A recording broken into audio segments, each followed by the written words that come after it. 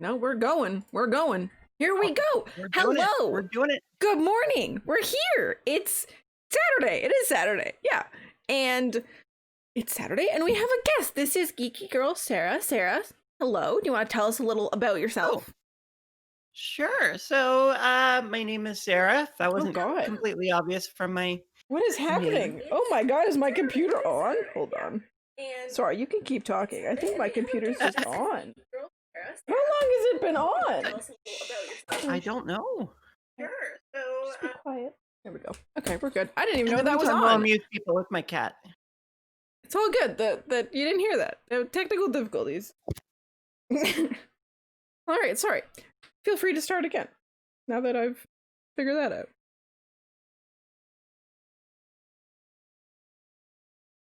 Uh-oh. Have I lost you? Uh-oh. Oh, it's all going downhill. I don't think I can hear you now. We were having a little technical difficulties before, and then it resolved itself, and then as soon as we started streaming, technical difficulties again. It's just, it be that way.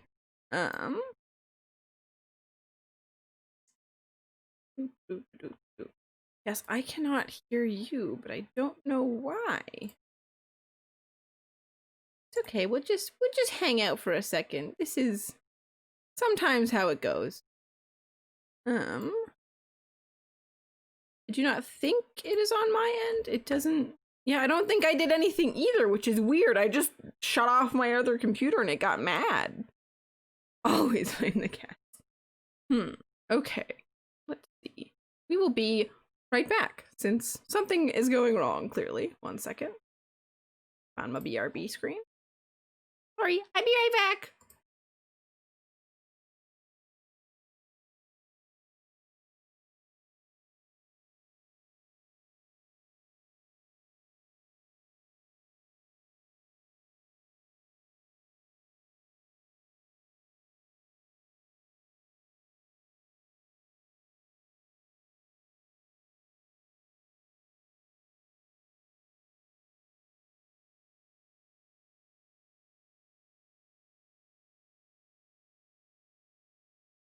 All right, cool.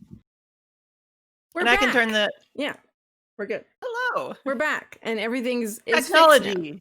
Everything is fine. Technology is wonderful. Yes, we're back. All right, for round 3, take 3. Why don't you tell us a little about yourself, Sarah?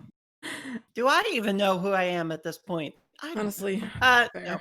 So my name is Sarah with the GeekyGirlSarah, pretty much everywhere on the internet. I am a software engineer.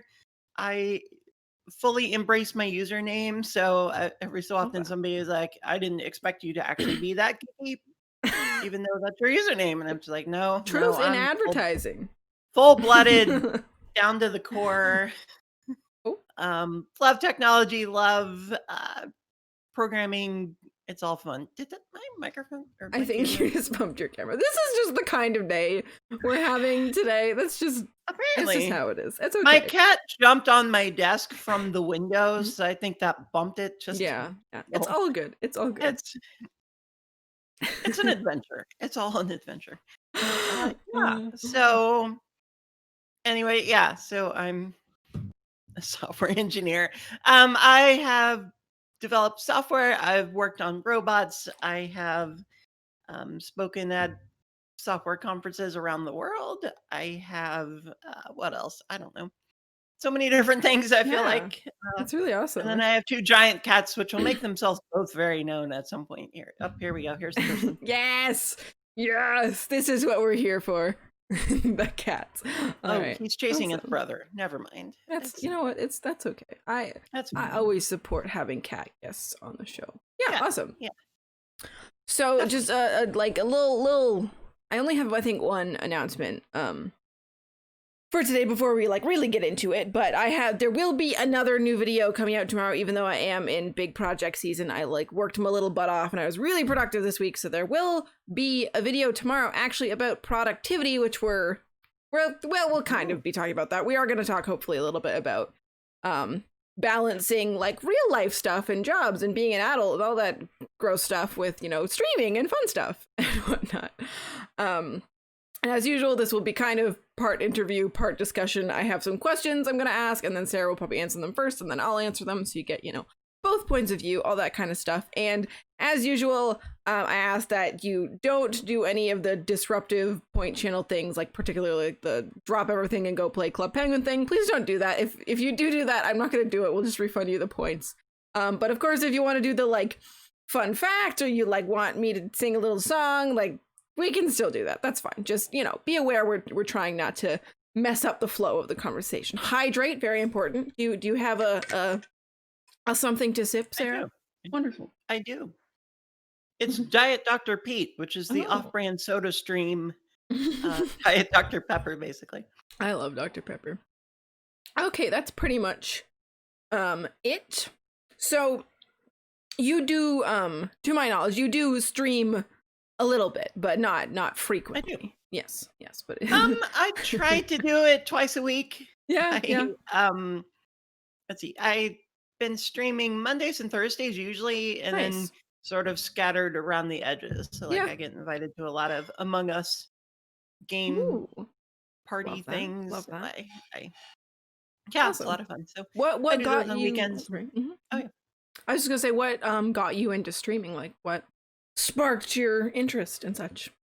So I have admitted to you and to everybody watching that I am a full-blooded geek. So I've loved software development since I was a kid. It sounds really weird. I learned to program on a Commodore 64, which you have to be, I feel like, at least 35 to even know what that is. But it was so cool. I loved it. And I'm just like, I want to be a computer programmer when I grow up, like this little baby nerd. And turns out I grew up and became a computer programmer. But That's awesome. every so often I get ideas for side projects, and I found I'm really not reliable at pulling through on working on any of these. And so I met a woman named Suze Hinton. She's No Op Cat on Twitch, Mhm. and she's been streaming for at least 3 years, and she does software development streams where she'll blow up code in a window and she's talking through what she's working on and how she's doing it. And it's an open source project, so anybody can actually go and look at the code that she's also doing and contribute to it as well. And she's been doing this for years, and she's written several blog posts about how she's done it, why she does it, but also how she's felt it's made her a better developer. Interesting. And one of the things I've struggled, yeah, Sorry. right? Who knew there's this whole like culture of like software developers on Twitch? Yeah.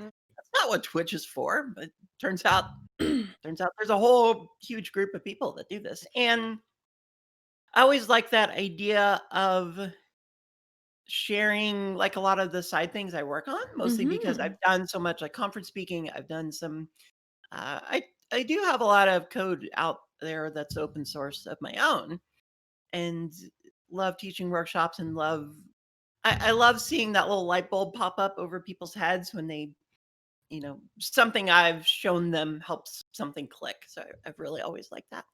Yeah. And Sure. kind of had this idea like, hey, what if I started live streaming, because it would give me like this guaranteed time to work on this side project. And a bonus would be having people around that I could either teach or help contribute to the thing. Because one of the things I've liked about No Op Cat is she'll, people can help guide her. So like if she's typing and she makes a mistake, they're like, hey, you might want to correct that. Or they might ask questions like, wouldn't this cause this kind of problem later down the line? And she's like, oh, yeah, you're right. And then go and fix it. So it's kind of really cool that there's also that community interaction with it too. And so I like this idea that maybe I could start to work on some of my projects and have that sort of community cooperation, I guess, too. And so last year I'd started trying to work on this. Failed miserably because I just had a schedule that wasn't really working, and I couldn't ever find a time that was reliable enough to stream. So it fizzled out very quickly. This year in August, no, September, I started up again. And it was through meeting another streamer named Codes. And she, what'd she do? Sundays and Thursdays, she streams development on her doing programming projects as well. And just from chatting with her, both on stream and off stream, she did a lot of good encouragement of me to go out and do this. And I had this side project thought about for 5 years. Wow. It's been like brewing in my head. And Mm-hmm. I'd started to work on it a little bit last year on my own. And then finally just said, like, okay, this year I'm doing it. There's an event called Hacktoberfest, Mm-hmm. which is an open source movement that every October they encourage people to do 4 what are called pull requests. So that's I write a bunch of code and then I want to merge it into somebody else's project. Mm-hmm. So that action is called a pull request. So they are pulling in your code into their project. And if you do 4 of these, then this company called DigitalOcean will send you a free t-shirt. And it's not like a huge prize, but it feels kind of rewarding Yeah, to for sure. do those kinds of actions. And so I've done it the past couple of years. I really liked it and said I did it last year for Oktoberfest and made kind of the basic framework for this side project. Mm-hmm. And then said, like, okay, this year, 2020, I'm going to do more on this project and I'm going to get a real working form of this and send it out the door. Yeah. And my friend Shalka has encouraged me. She's like, hey, you should tell people about it now. I'm like, no, if I tell people about it now, then I can't guarantee I'll get it done. And then if I've hyped it up and I never do it, then this is what I do. I like side projects and then I don't ever finish them and I don't want to. And so I tweeted it out. I tweeted out the mocked up version. I kind of faked a Mm-hmm. few things to make it look like it was going to be cooler than it was at the moment. And got like 100 retweets on it, which is Wow. saying something, I think, Yeah. especially and 500 likes. So there were a lot of people that looked at this thing. It's like, oh, holy crap, this is wonderful. You need to make this, Sarah. Mm-hmm. And so I started working on it on stream. I was doing actually really reliably. I've done um, since mid September. I have done it every week except I think maybe like 4 or 5 streams. So pretty reliable, and there's a working version and it's out the door, like, you can actually use That's it awesome. now. Yeah. So, yeah, that's one of the main reasons I got into it, Yeah. but, yeah, just really cool to have that, additional, like, not only can I share, not only can people ask questions, not only can people learn from what I've done, but Mm-hmm. also have that community interaction where they can, you know, have their own little part in this too. Yeah, for sure. And I think what you said, I really liked what you said about I think the one of the first friends about how like they felt like they were learning even more by like streaming and stuff, and I think that's really cool. I've had that discussion lately with my sister about how I lately have had a bit of a thing sometimes where I like, I really like talking about mental health stuff, obviously. The whole channel's about that now. But sometimes I just feel like I'm not really qualified or like I don't know enough or like whatever. But you learn even more if you like are learning things and also trying to like teach it to other people. Like it just and you because of the feedback you like get perspectives you never would have thought of yourself. And I think that can be like really, really valuable. So I'm so glad I got to do this because it's, not only been awesome to be able to put that kind of stuff out into the world to help other people, but I feel like I've gotten so much out of it too, which has been fantastic. Yeah. Yeah, definitely. So my next question is what well I guess you sort of covered this because the next question was what are your goals with streaming, but you did talk about how it was I think, sort of you're enmeshing it with projects you wanted to do anyways.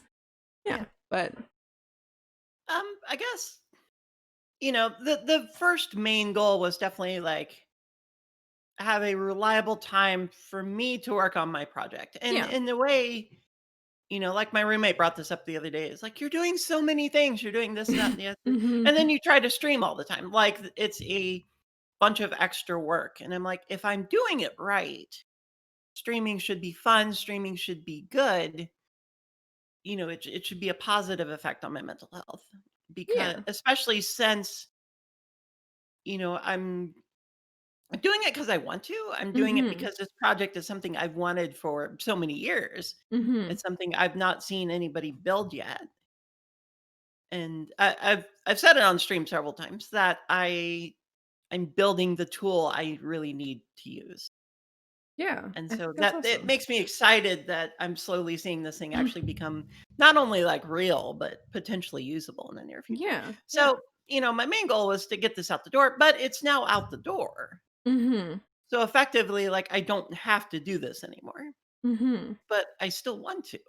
Yeah. And I think one of the things I've liked from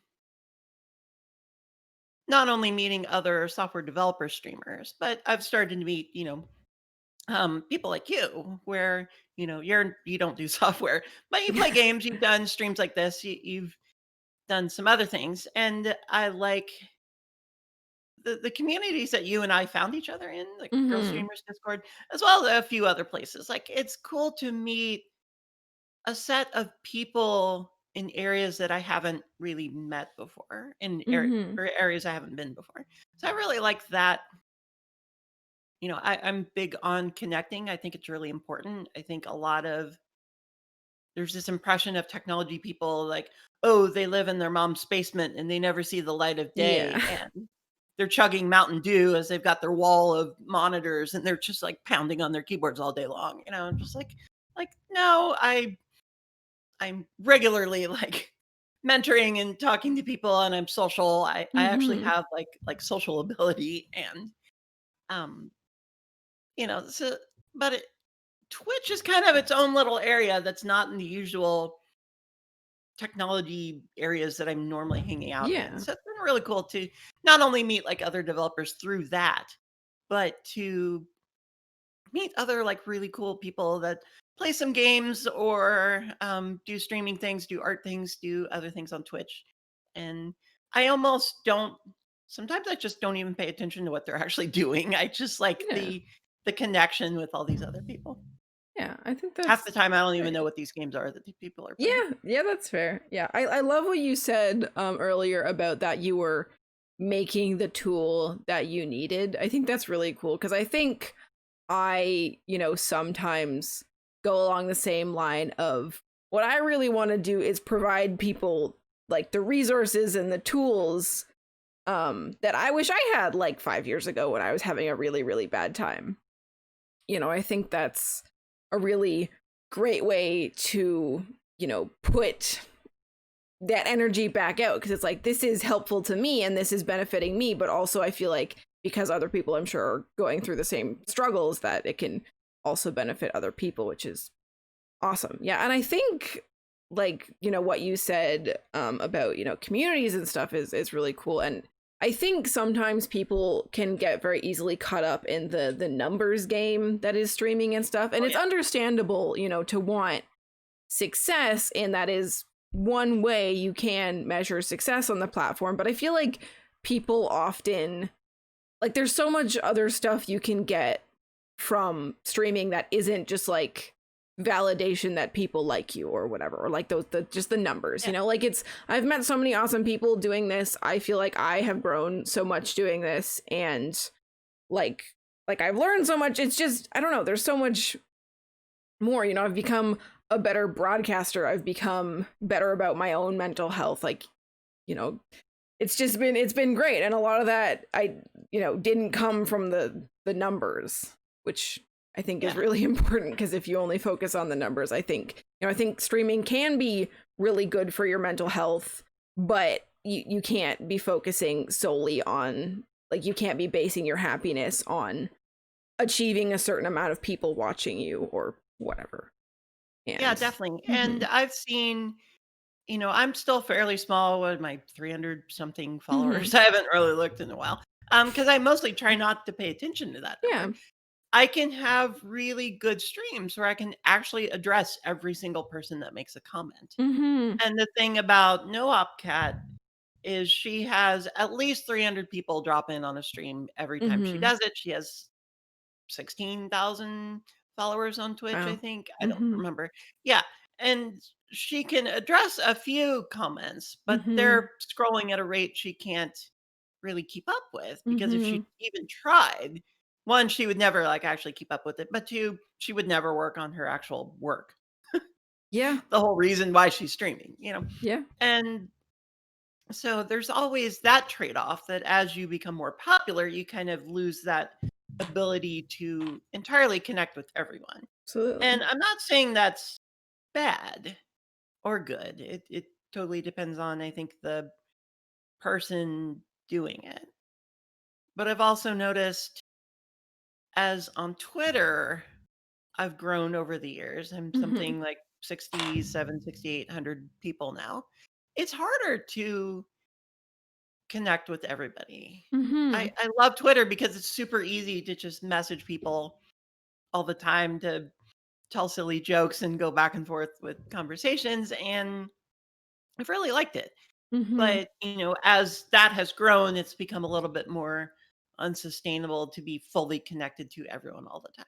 Yeah, absolutely. I think it's funny too because sort of along the same line as you're saying is like, I think about there are some creators I think are super cool and I would love to like connect with them. But when I see how many like followers and stuff they have, I feel like they probably don't have time for one more person like because of what you're saying. It's like there's so many people who want to connect that like the likelihood that they have the time and energy for one more person it feels unlikely. I mean, who knows, right? But it's easy to Yeah, be and like, sometimes I've been yeah, surprised yeah, because yeah. when I met Shellcodes on Twitch and I watched and, I was chatting with everybody on chat, but also her on chat, I found on Twitter she didn't really have that many followers. Mm-hmm.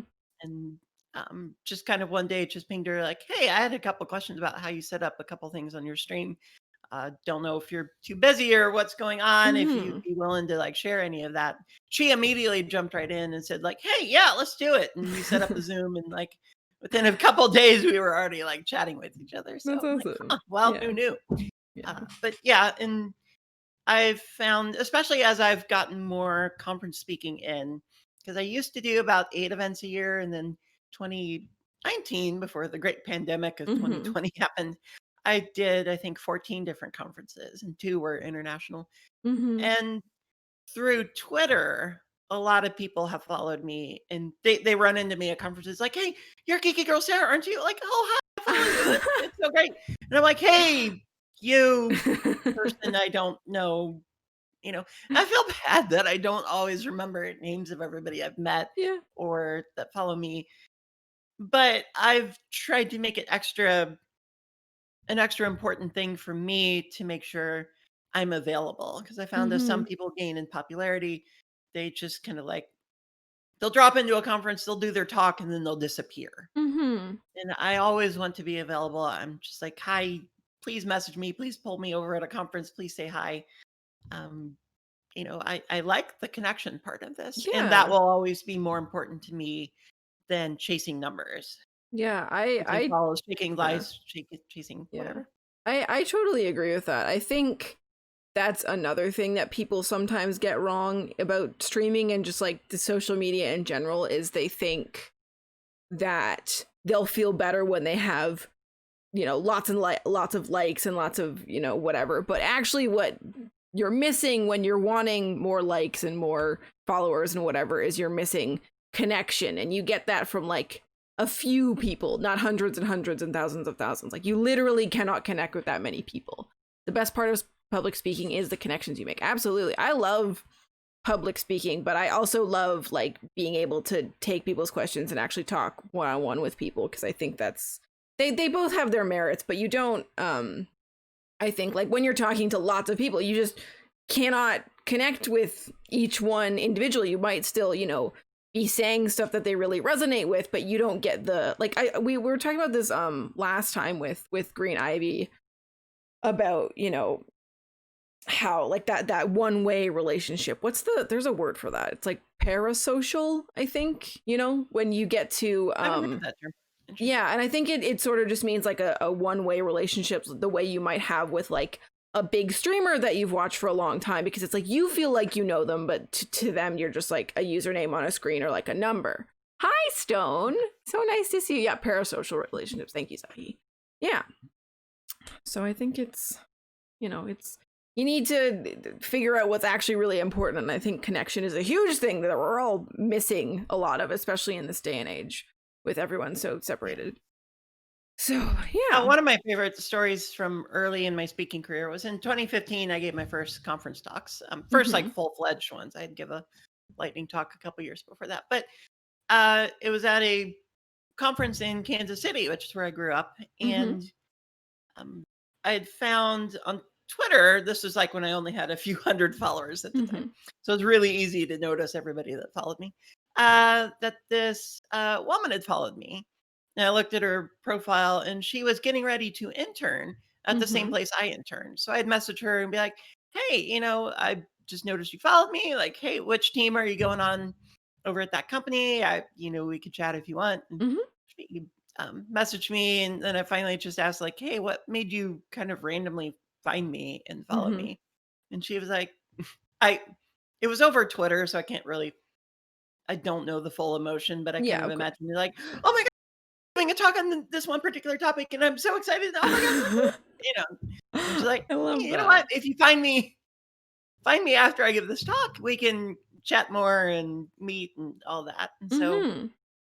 what ended up happening was this talk got immensely popular. There was like Mhm. 80 seats in the room, and all of them were full. There were people on all four walls, which I've never seen before.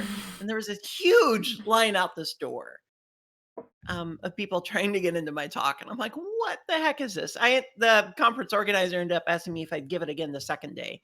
It's absolutely like a That's so ridiculous story that I cool. can't believe actually Yeah. happened to me. But um, after it was done, I had a big line of people. They were asking questions. They wanted to see like the projects I'd worked on. So I was showing them. And then I just saw this girl, and she's like,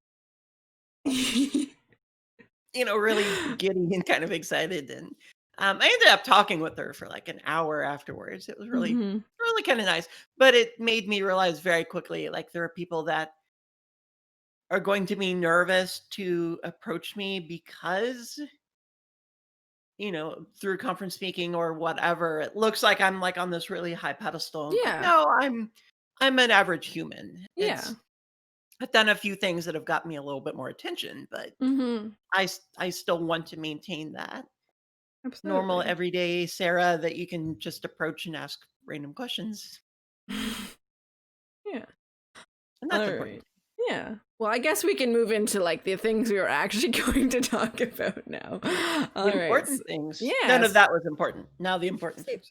Yes. Well, I'm kidding. it's all good. It's all good. I don't mind tangent.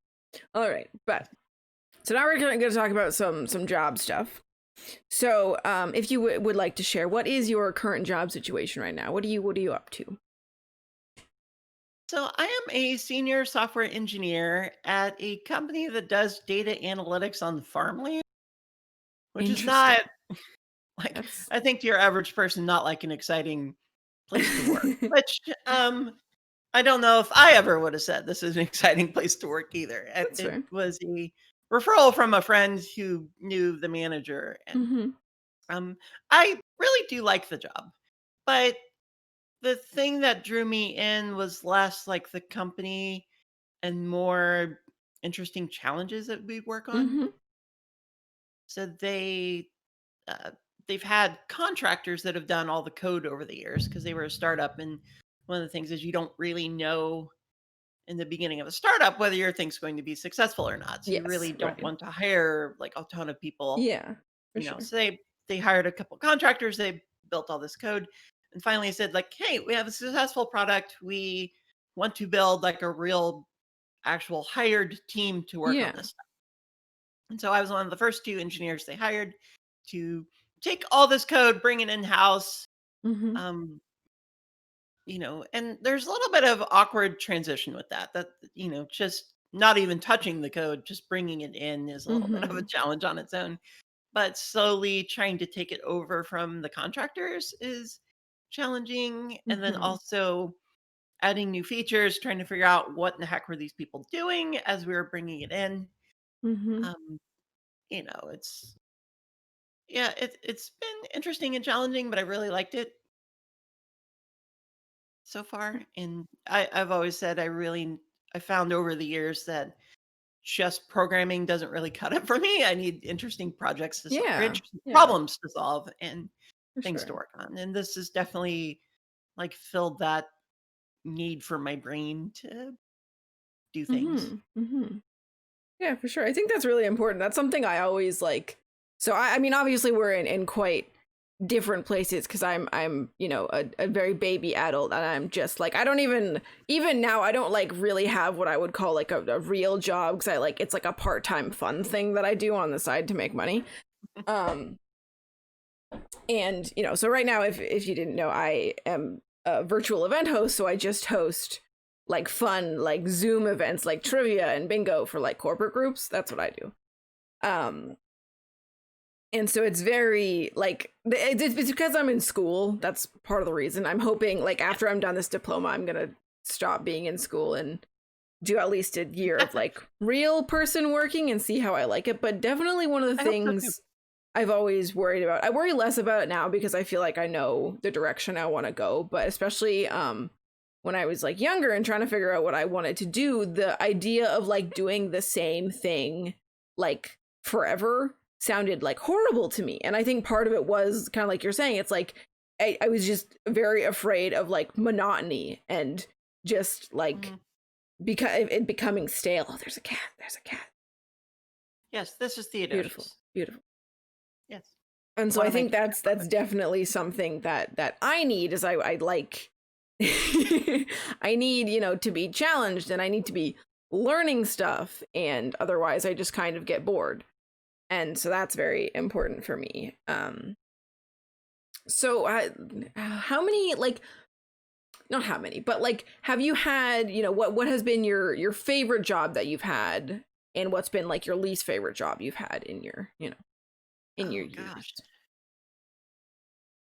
One of my favorites probably was the last full-time job I had. And it ended up ending really kind of terribly. But while it was in its heyday, it was a great job with great people.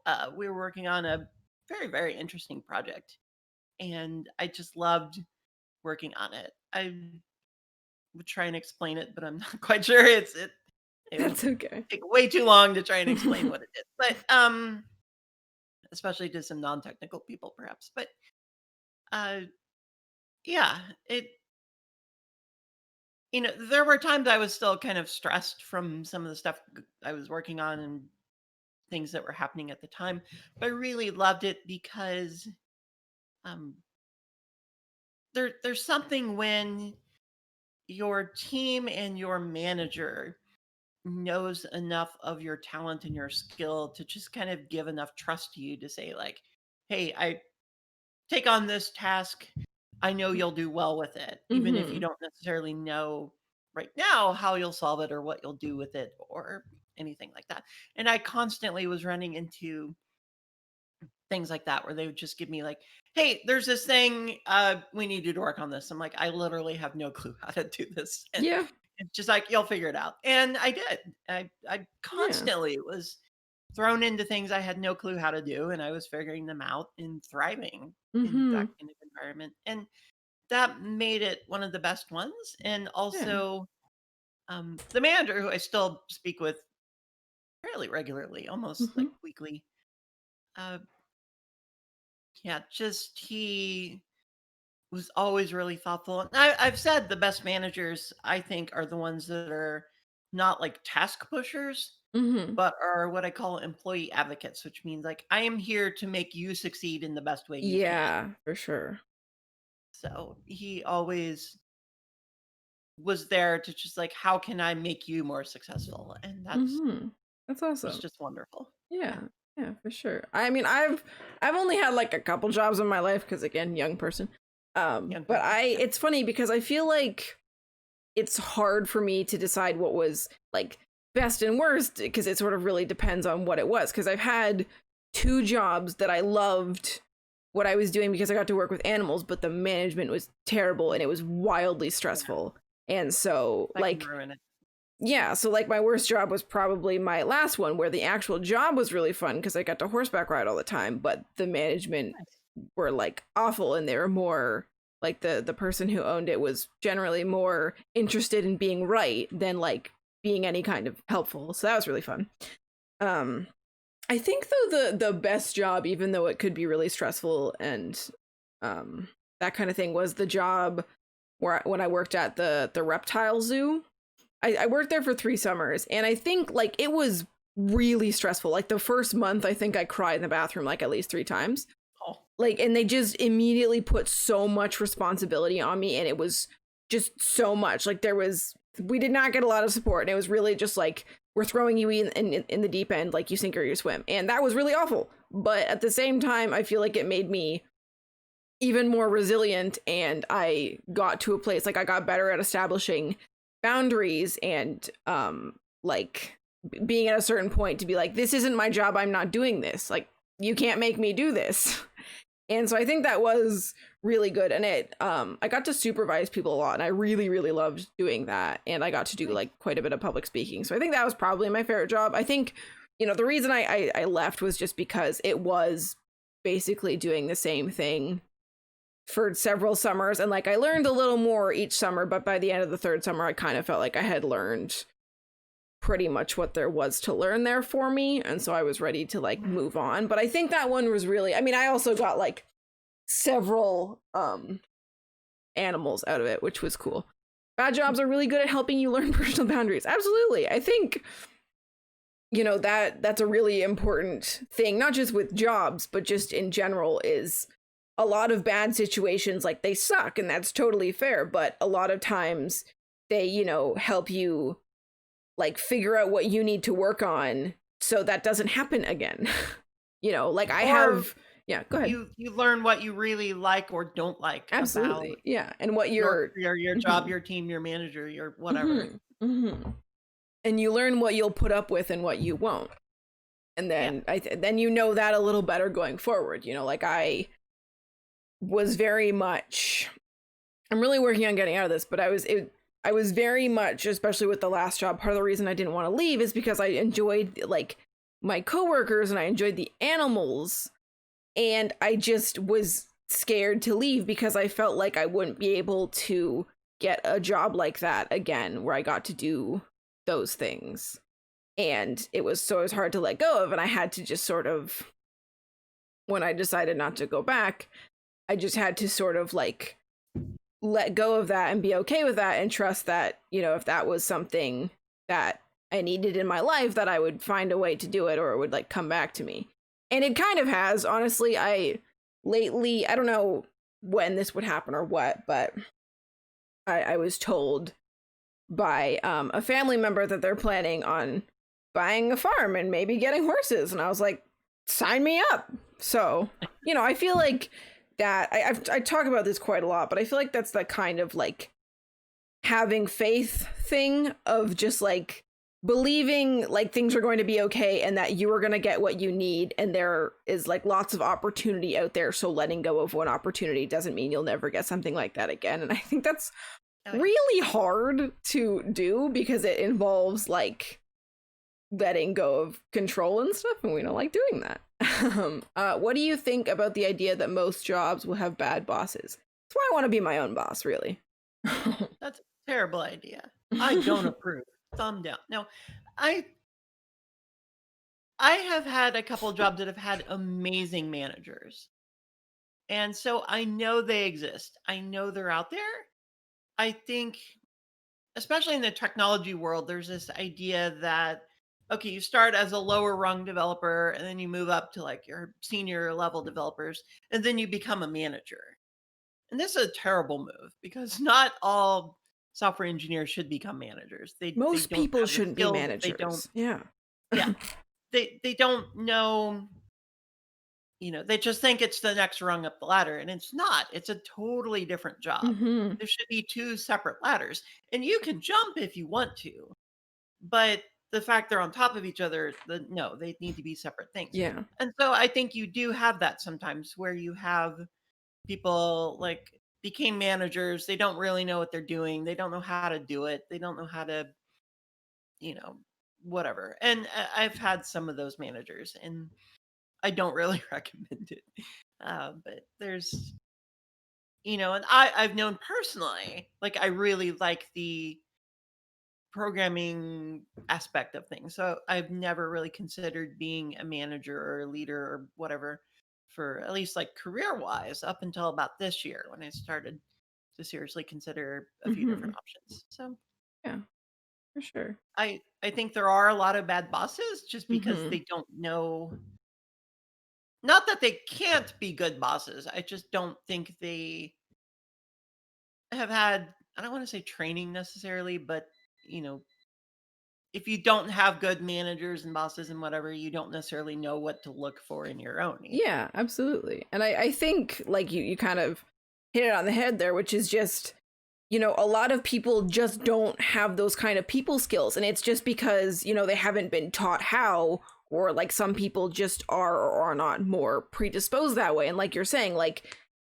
not everybody can just be good at that. And I think you can definitely learn to be better, but it's not something like you're saying. I think that's the way with a lot of jobs. Like being a good coder does not mean you're a good manager. Being good at something doesn't mean you're good at teaching people how to do it. Those are very different, separate things. And people management and like human resources is a whole different animal. I think, you know, my feeling about, you know, how do I feel about most jobs having bad bosses is like I feel like the more I kind of go through life and the more I have different jobs and just meet a lot of different people, the more I realize that like every single organization is like kind of dysfunctional, and that's just how it's because people just don't have their have it together, and that's like that's fine, that's normal.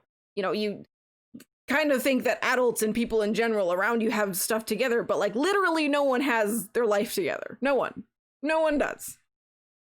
So but even like lower level managers need different skills than higher level managers. Yeah, You need different skills to be the CEO than you do several rungs down the ladder. And again, it's not that you can't learn those. It's just I think there's always this expectation of, you know, oh, I just tell people what they do and they do it. And like, well, it's more than that. There's a lot of nuance in understanding people and understanding the different ways people work to being able to succeed there.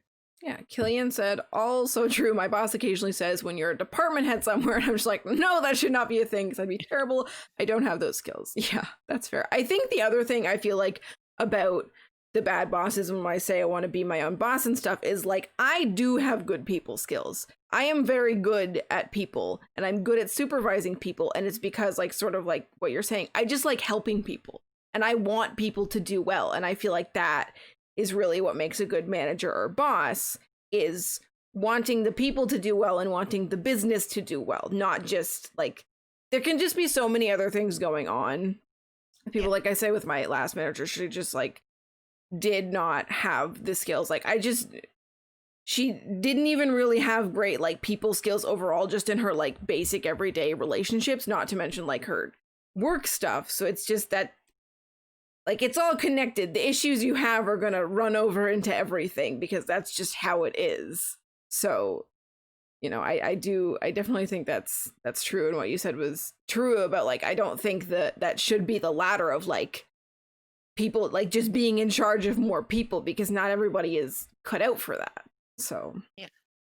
And a good example would be a few jobs ago, there's a coworker of mine and he got promoted to be a manager and he was not a good manager. Just because he just didn't really have the training. And it's not that I don't think he ever could be. I think he would make a great manager if he took a little bit, if he read a few management books or took a few classes, which he might have at this point. It's been a few years, but you know that in the beginning it was not really that good. So yeah. And then after I left, I kind of let him know a few thoughts on it. Yeah, I think that's good. I love giving people feedback. Not like you suck. Yeah, but no, I actually said it in a nice way. Yeah. So by the way, I like that I have your stream pulled up and I can keep earning my bonus points. Clicking on the little box in the corner. Yeah. All right. So how? No, I'm paying attention. I swear. How do you find your like work-life balance has been, you know, these days, especially with the pandemic and stuff? How do you feel about that? Well, the thing to do is you get a cat on your desk that Right. just forces you the separation between your work and you. A physical So separation. the physical separation Yeah, between absolutely. this. For sure. And his brother's over here. You can't see him off the camera, but now I have to adjust this in a way that I know can actually show up correctly on your cropped screen. um, Now, I think it's hard because there are certain fields that give that pressure of you must work as many hours as possible, Mhm. or we're only successful if this gets out the door faster, or we only whatever, and Yeah. there's a lot of that in tech too, where Facebook's mantra in their engineering department for years was move fast and break things. It was more Mhm. important to shove crap out the door than and fix it Mhm. later than to push good stuff out the door and not need to fix it later. Mhm. And there's a lot of that mentality in tech, and I hate it. Mhm. It's a terrible mentality. um so some of it is, I think, especially in a job where I have to use my brain a lot. And brains aren't designed to do heavy thinking for many hours at a time, all in one stretch.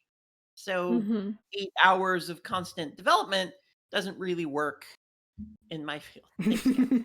Uh, that tail, man, that's something else. So, for technology, it is important that sometimes, even if I'm banging my head on a problem, like, why is this not working? I just don't understand. A 15-minute walk will do more wonders than staring at this for another hour. Absolutely. And I've time and time again have solved numerous problems by going for a walk and come back like, oh, well, this is clearly the answer. I don't know why I didn't think of that before.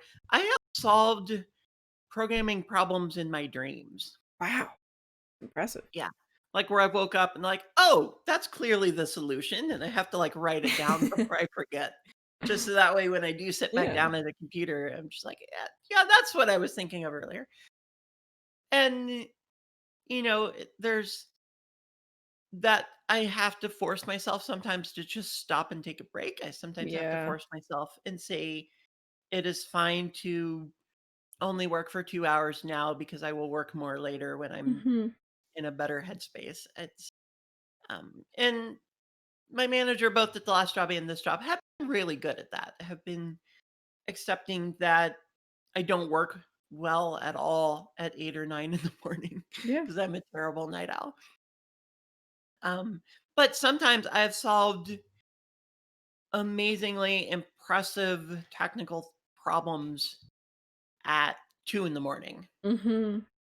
In fact, at the last job, I fixed a bug at about 2 or 3 in the morning, and I pushed it up and told my team, like, "Hi, I'm not gonna be in our update meeting in the morning because as I just solved this bug that would have prevented an entirely huge feature from actually deploying." Mhm. And sure enough, like, it only took them about 2 hours to push it out of the door where it would have taken them a couple days had I not Yeah. fixed it. Wow. And Yeah. so I think there's something to being aware of how you work Mhm. and then trying to figure out ways to make that work because not everybody works the same way. Of course. Yeah. Like my creative spurts come at night, and it Mhm. makes it hard sometimes to be, how do I have a morning phone call with some of the other engineers and work with them? Like when my brain's just kind of like, can we just sleep on this call? I want to sleep right now. Like so some of it is just like figuring out how you work and Mhm. adapting to that. I think some of it is if you have good managers and you have good teammates, they are fine with you taking off work. They are fine with things like mental health days. They are fine with Mhm. um your kid is now sick and they just threw up in the living room. Hi, I have to go. I can't work for an hour because I have to go clean up my kid's vomit or whatever. Yeah. Like life events happen and good jobs will allow you some adaptability to that. Yeah.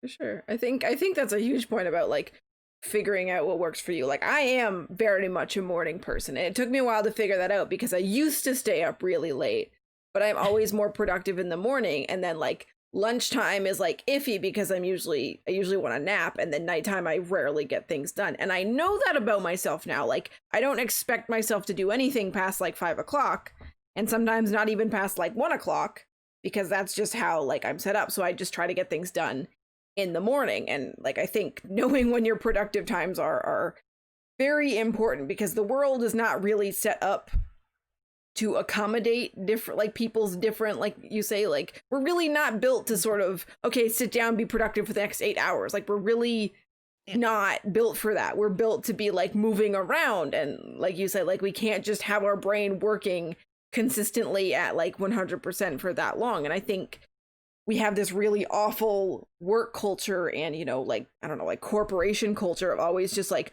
more and faster and more efficient. Like, I think one of the really awful things is, you know, you get big businesses like Twitch or Amazon or whatever, and they always want to be making more money than last year. And it's like, you're making like so much money. Why do you need to like keep making more money? Why is that so important that it's always more? Like, I think that's just a really damaging, you know, mindset to have and to push onto people, because it's like, that's how you get cutting more corners and like treating people like crap, because, oh, it's all about the money and it's all about making more money, even though they're making billions of dollars. Like, it's just so wild to me, and I hate it. I hate that it's always about being as productive as possible and making as much money as possible, when that's not really like what's good for us or even what will make us happy. Like, I think it comes back to what we were saying about, you know, the numbers on Twitch. Is you think that, like, some people think that, you know, happiness and success are going to come when you get those numbers, and if you aren't getting more and more numbers, then you're doing something wrong. And like, it's just makes you feel like crap, basically. It makes you feel like you're never enough. Platforms, you know, Twitch, YouTube, Instagram, all of them really, they thrive on this idea that, oh, look at this really popular, famous person that works on our platform. You know, you can be like them. And not everybody can be like for sure. It's not physically possible. Yeah. It's not logically or statistically possible. It's really all absolutely. the things. And so it's really hard because you think people look up to them. You know, we were talking about this earlier about, you know, you sort of have that one way, like, I feel like I know this person kind of thing. I think there's that expectation, like, oh, well, I could also be like them. And I don't know, you know, it's not really great, especially on Twitch. Twitch isn't built for discoverability, really. It's not built for people to stumble upon your channel and be like, oh, that's really cool. I feel like I only got to the point I'm at because I jumped on other people's streams, met people, and they're like, hey, I'll check out yours too. Or I've joined different communities, or I've had friends that have dropped in. You know, it's like I had to almost put forth effort to get that effort back in return. And they don't really teach you that in Learn How to Stream School. No. Which, by the way, there's not really a Learn How to Stream School. There's not. There really should be almost. But in, you know, the same thing for like bloggers. Like, if you make a blog, they don't come. You know, you have to find ways to get your links out there. And I think that's also where we get to the spammers, you know, the people that drop in on channels like, check out my channel. And like, no, it's not really a great system. Yeah, I think it's that this is a really interesting point, because the other thing, like, particularly about streaming, but like about a lot of other things too, like you're saying, like blogging, like a lot of creative pursuits where you need people to be, you know, consuming your content or buying your stuff repeatedly. A lot of it isn't even about how good of a streamer you are or how good you are at writing, because you could be the best writer or the best streamer, like you could be the most entertaining person ever, but a lot of it is just marketing, like, and a lot of it is figuring out the right marketing tactics and the right things to do. And I think that also really gets missed, and it makes it hard because people tend to focus on the wrong things. Also, I hate marketing. I hate marketing myself. The idea of doing it is just it's a like weird, it's extra weird when you're the product. Yeah. You're like, please come just watch me talk, I guess, about things. Please, I'm doing a thing. Please yeah, come see my thing. yeah, Please, yeah, please. I'm begging you because nobody else does. Yeah, yeah, it's yeah. Streaming is kind of a weird thing because, you're asking for people's attention to like watch you do things they could be doing on their own. I mean, there's a lot more to it yeah. than that, but that's sometimes how it feels to me.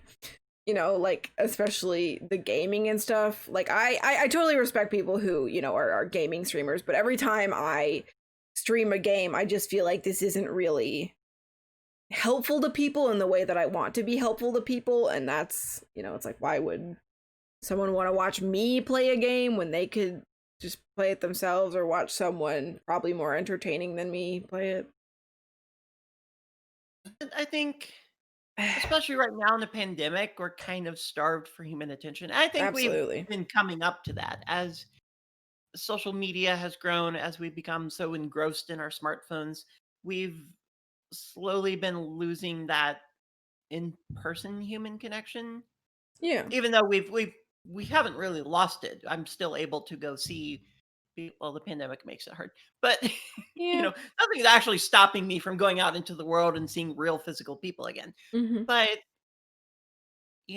technology has kind of made it everything more accessible, but at the same time distanced from people. And so it's harder to kind Mm-hmm. of make those connections. And so Yeah. I think in some ways, like now that we're actually stuck at home and we can't even form those, Yeah. they're For not sure. supposed to go out and try and form those, that makes it harder. And so I think there are things like, streaming where a lot of people just like, hey, I want to start streaming because I want to have connections with people again. I Mm-hmm. want to watch Mm-hmm. streamers because I can have those connections with other people again. And um, somebody is just like, God, I love that cat. Yeah, he's taken to now, like cuddling up next to me. Aw. It's I kind of wish you like zoomed out a little bit on my window because it just like this is a part of my streams basically. It's just like, hi, I it's can me and the I can giant cats. You don't have to actually do it. I can periodically move my camera we'll around. periodically do it. Check on the But cat. yeah, both of these cats really love me and love people, so they're Hmm. always around me. Some I got two because I thought they'd play with each other. No, They they just just want to want be your with me. They just want to cuddle with me all the times. It's Absolutely. All right. they're good cats. On to the next question.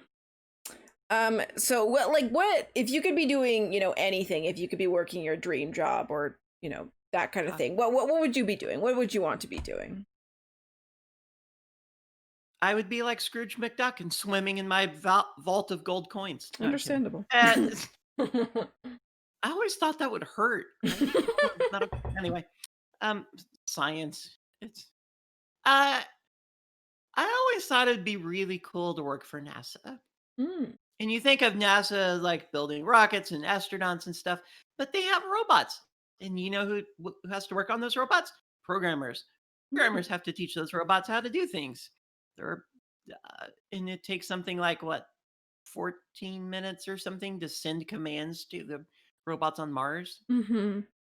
and you only pretty much get like one shot to do it. So, people are testing out things to make sure they work in simulations. They're testing them on Earth to make sure they'll work on the Earth-based versions of the same robots, and then they send those commands out to the robots over there. And it just always sounded like really awesome to be able to do Yeah. things like that. So that would be probably like my magical dream job. NASA seems to be slowly cutting funding for doing their own projects. So Mm. if I did want to pursue something like that, I would probably have to look towards the direction of either one of their existing projects, like the Curiosity Mars robot, or start to look towards SpaceX or one of the other companies that are getting contracted out to do Yeah. similar things. Try it Yeah. on.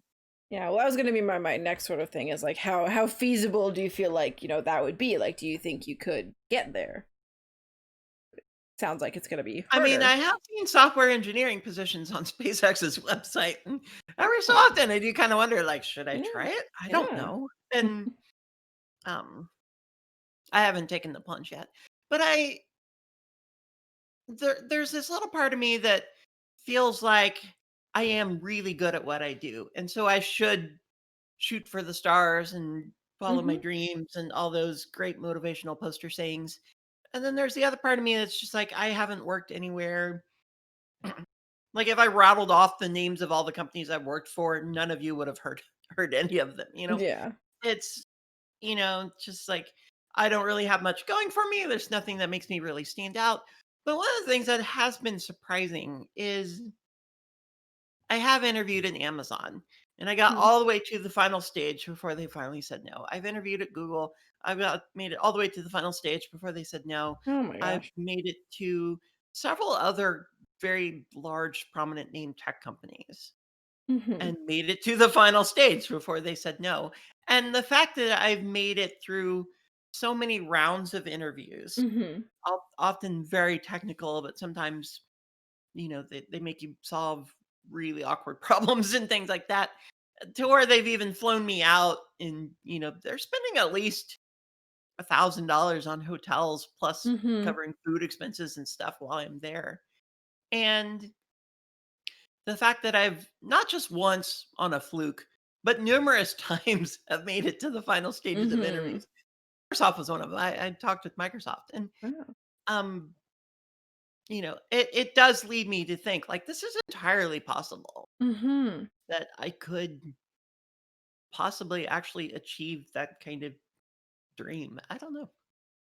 Yeah, I think that's a great way to look at it because I think that could very easily be super discouraging to, get so Yeah, and close and it's not not quite get there. easy. I Absolutely, don't want to yeah. fluff it out like Yeah. you go follow your dreams because you Yeah. can do it. I know you Yeah. can. It's like I saw a message on Women in Tech Slack, and somebody had posted like, "Oh, I just got my dream career job, and all I want to say to you all is you can do it. It's going to be easy. All you got to do is wait it out." I'm like, I don't like that because there's a certain Yeah. amount of like, I feel like privilege to saying like, Definitely. you'll Yeah. you'll definitely achieve your dreams. Like I know it. I'm like, Mhm. no, like there's lots of people that don't actually do that. I don't feel like I've done that.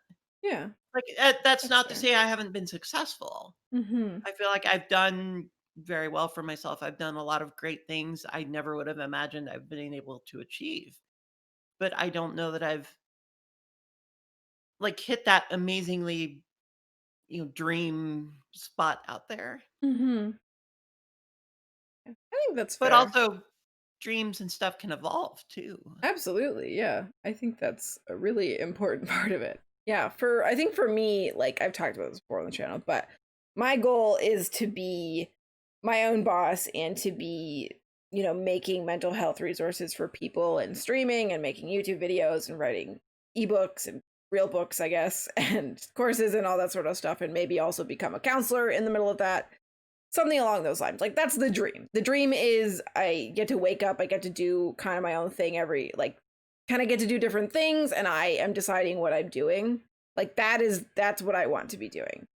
Um and I do think that's feasible. I think it's going to be a ton of work and it's going to take me years to get to like where I want to be and to the point where that's sustainable on its own. And I'm okay with that. I mean, I'm working still on the enjoying the journey because I get very impatient. But I that's kind of where I want to be. And I think, it took me quite a while. There was a time where I really didn't believe the whole like follow your dream, follow your passion thing. And I was just like, I feel like the best you get is some people can get their dream things and other people kind of just get watered down versions to do on the side.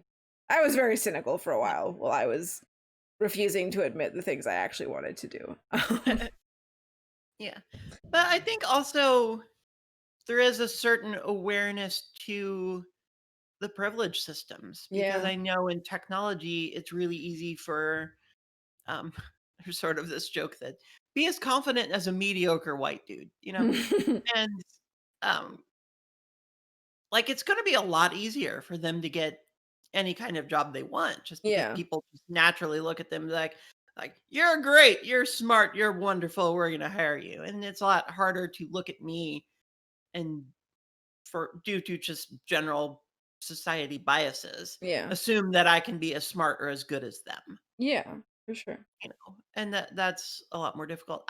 Because I've given a lot of conference talks, I feel like that's a part of me now. If you're hiring me for my software skills, but you Mhm. are subsequently also hiring Sarah, the volunteer and mentor, plus Sarah, the conference speaker, plus Sarah, the, you know, Mhm. does side things too. And all of those are important. So I put things like that on my resume. Like these are side Yeah. projects I've worked on my own free time because I like doing them. These are conferences I've spoke at and the things I've spoke about because I like doing them, etc.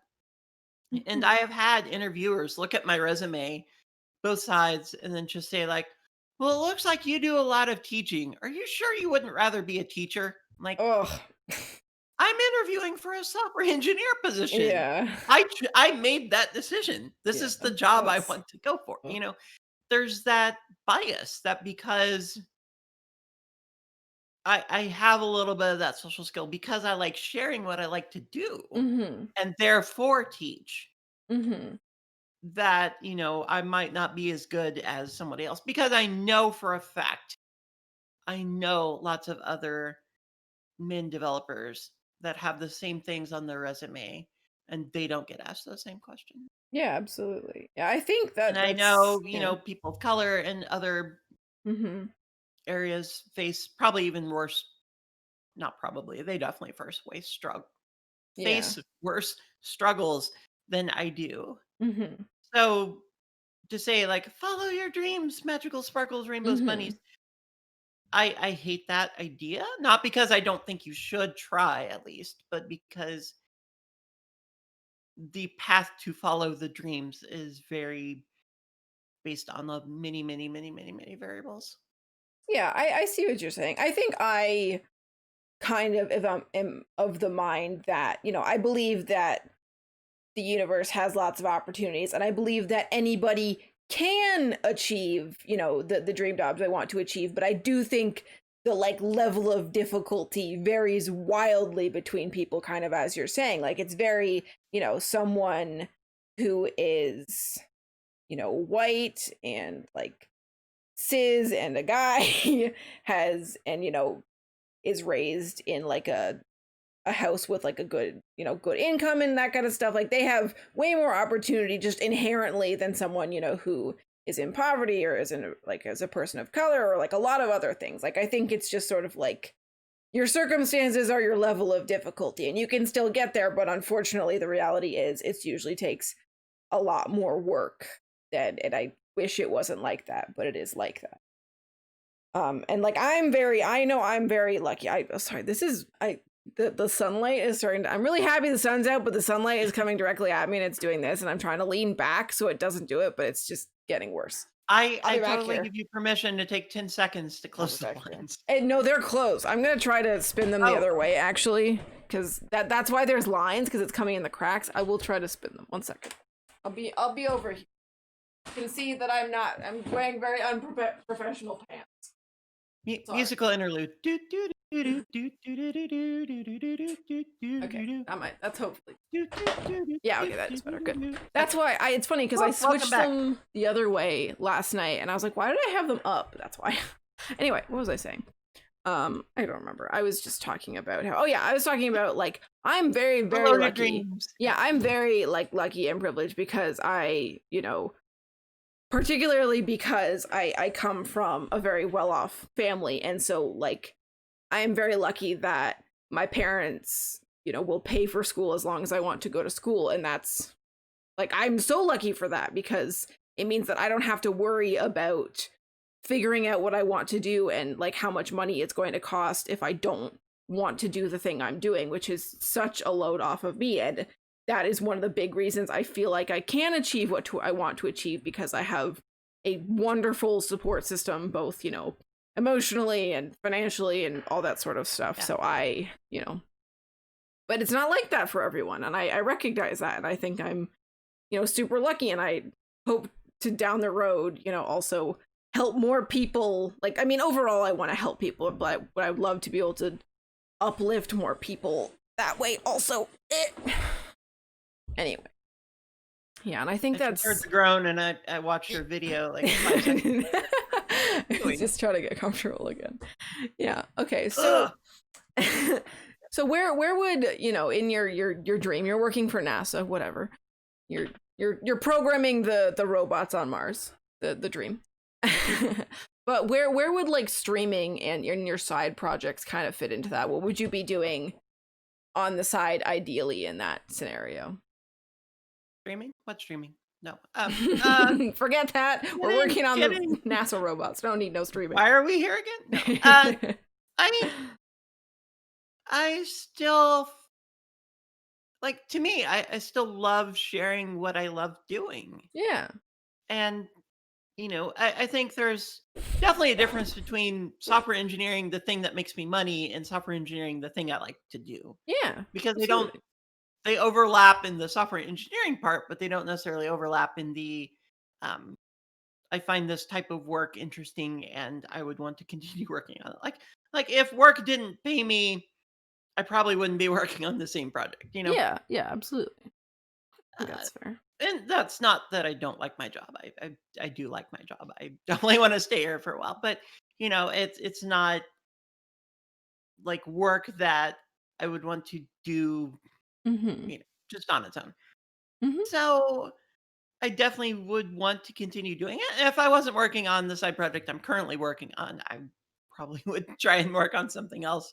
Like I have a whole Trello board full of ideas and um, things I have started working on and never finished, or ideas that are brewing in the back of my head and would love to get to at some point in my lifetime, or ideas that I'm just like, I'll never be able to achieve this here. Somebody go work on this because I would love to see it become real.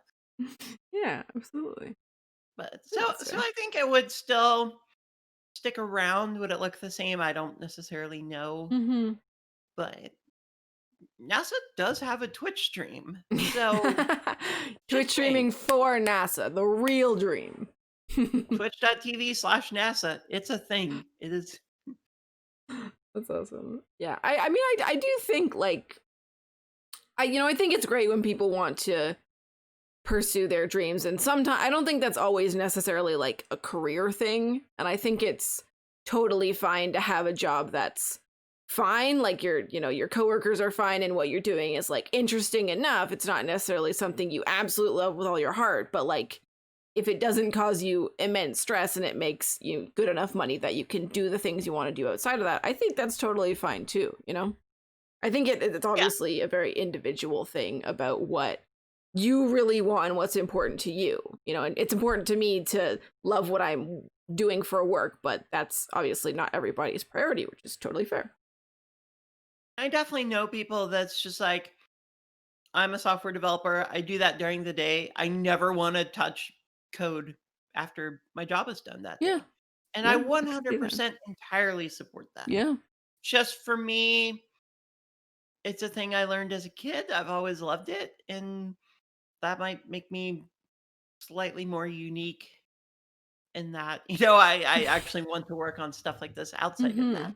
But Mm-hmm. there is some stigma in tech is just like, what are you doing after work that is helping Mm-hmm. you grow as a developer? Like, you don't have to do that. Some Yeah. people can't do that. Like single moms don't have tons and tons of time to do that. People trying to go back for a degree don't have tons of time to do that. Mm-hmm. There should never be that expectation. There's several people that have commented this on Twitter, made videos joking about it, but Mm-hmm. like going to a doctor, like what patients have you worked on after you're done with your day job? Like, that doesn't make sense. Yeah. In almost any other industry, that you would spend so much time outside of your day job doing your day job. Mm-hmm. Mm-hmm.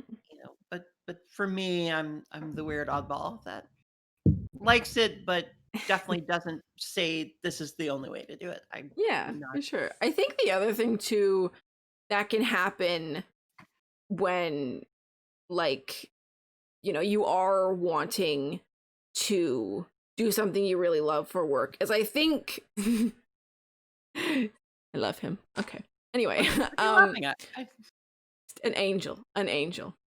Oh, Um but like I think it's totally fair to like just want a stable 9 to 5 job that like pays well, because I think the other thing that can happen about, you know, trying to do something you really love, particularly something that's not super stable, like, you know, trying to start your own business in any capacity, is like sometimes doing things that you love professionally, or like when you have to do them, takes the joy out of them, and it can become, Oh, definitely. you know, a chore. And it's like, it's easy to focus on just the good parts of playing video games or like writing or coding or whatever, you know, when you don't have to do it, and when you're not like obligated to do it.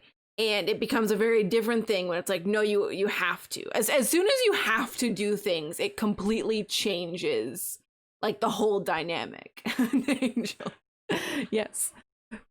And I think It's a that's cat with something. wings. Yeah, yeah. And I think that's something I'm, you know, kind of even still like, even just now with my like the little bits, like I'm just trying to do like the streaming consistently, and I'm trying to do YouTube consistently, and I'm trying to get those things consistent so I can add on more things. But it's like, even now it's like I still try to stream and work on stuff even when I don't feel like it, because that's really what I want to be doing. But there is something very nice about just being like, oh, I don't feel like doing this, I don't have to do it if I don't feel like it, you know. And it can sometimes, like sometimes I sit down to like, I was editing this morning and I just like wasn't feeling like editing, like I wasn't really enjoying it, but it's like I want to get it done because I want, you know, to build something for the future. And that's sort of that thinking of the future thing rather than in the moment. But that's definitely something, especially like trying to monetize your hobbies in any way, I think that can very easily just suck all the joy out of them, you know? Oh yeah, definitely. And you know, I make technology sound really amazing because like I love to do it. There's never Mm-hmm. any problems. But honestly, like especially after like the last couple jobs have laid me off for Yeah. assorted reasons that weren't always my fault. But Mm-hmm. well, usually weren't my fault. But you know, and then I kind of like, oh no, will I ever be able to find a job? This is terrible. I don't know. And then especially if it takes a while, like the last Mm-hmm. job took a really long time to find. Mm-hmm. And you know, there's been part of me like, all right, is it time to look into other ways to make money? You Mm-hmm. know, like can I be should I start a circus? Will that make me money? I don't know. Should I own a funeral home? I don't know.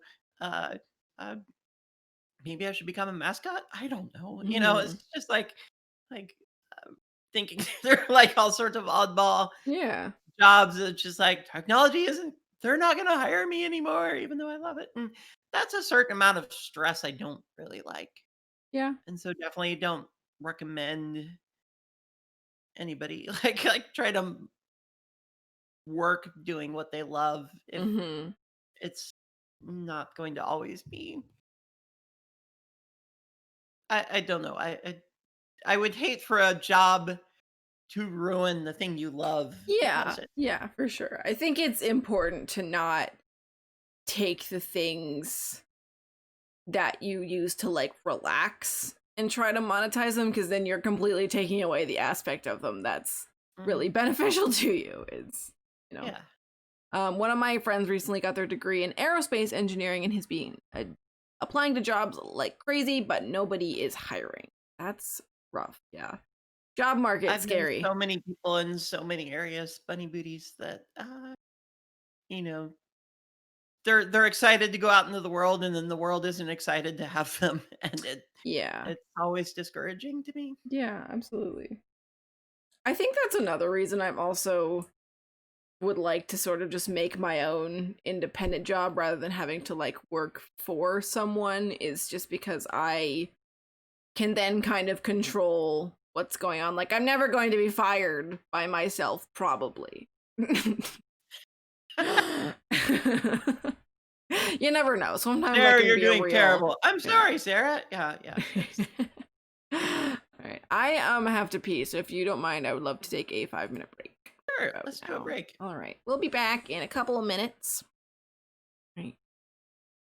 Dude.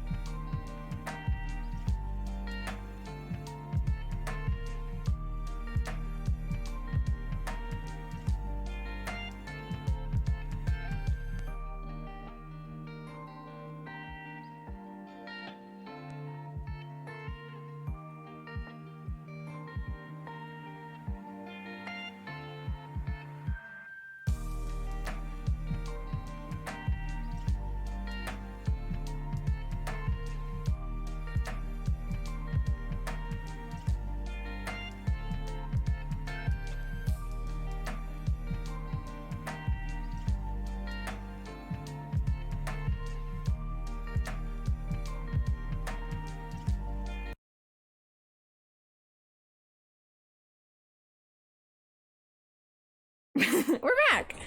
All right. I see you're talking about your coffee thing in chat. I'm so sad. I forgot to bring my coffee press back with me, so I don't have any means to make coffee, so I had to buy cold brew coffee from the grocery store. I also bought Nog. Oh my god, there he is! Also, hi Endorphin. It's nice to see you. A little bit unmotivated today.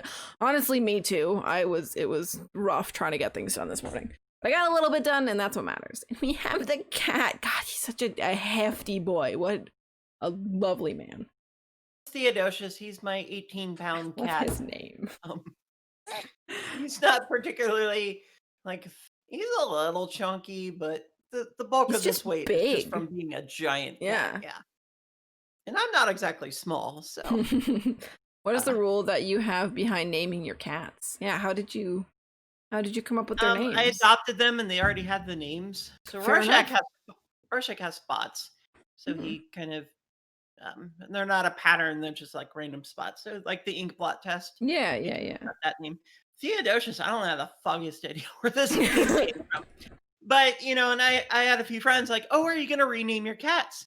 But the answer to their names, I can't. You can't. It's too I late now. couldn't rename them Yeah. because if I call their names, they know it. And so I use Theo and Roar for short. They don't know those. They only know their long form names of It's so Theodosius and good. Rorschach. Oh my god, I love that. So, and as I say their names, their ears like perk Mhm. around because they're both on the corner of my desk right now. That's so good. I do have a naming scheme behind my computers. So You my named your computers are named after computers? planets, and then Ooh. accessories like phones and Wi-Fi spots and stuff like that are named after moons, Oh, I which is love that. pretty nerdy. Yeah. So the computer I'm chatting with you on is Salacia, because that's one of the trans-Neptunian objects. But my phone is Telesto, which I think is a moon of Oh, Uranus, fancy. maybe? I don't remember. My Wi-Fi spot's Europa and Io, which was Jupiter's moon. Moons of Jupiter. Whatever. Wording is hard. Awesome. Honestly, I named all my lizards after food because that's just what I did. It's funny though lately, speaking of changing names, because a little bit ago I had like a crisis where I just was really not enjoying one of my gecko's names, but I felt like I shouldn't change it because like I gave her the name and now I feel like I shouldn't, but also like it's not like they care. Like they don't know their names. Like it's not. I don't know if geckos would know that. They don't know anything. They're head empty. Only bug. But I still felt bad, so I didn't change it. Anyway, but it's okay. Oh, wait. Hang on. Bunny Booty says NASA wants to hire me right now. Right now. Oh my god. See ya. You gotta go. Yeah. Only bug and escape cage. That's right. Oh, that's wait. right. Sorry. I should probably come back and finish my. Do my geckos stream. fetch like dogs? They don't, but if you put a bug in front of them, they will eat it. So I guess that's probably as close as you They get. love those. Yeah. Yeah. They will not bring things back to you. They don't. Yeah. Head empty. Had to give one of them a bath yesterday and she was very mad at me, but like that's understandable. God, there's nothing worse than so when the geckos shed, like they all have their little like Tofu who's up there, her whole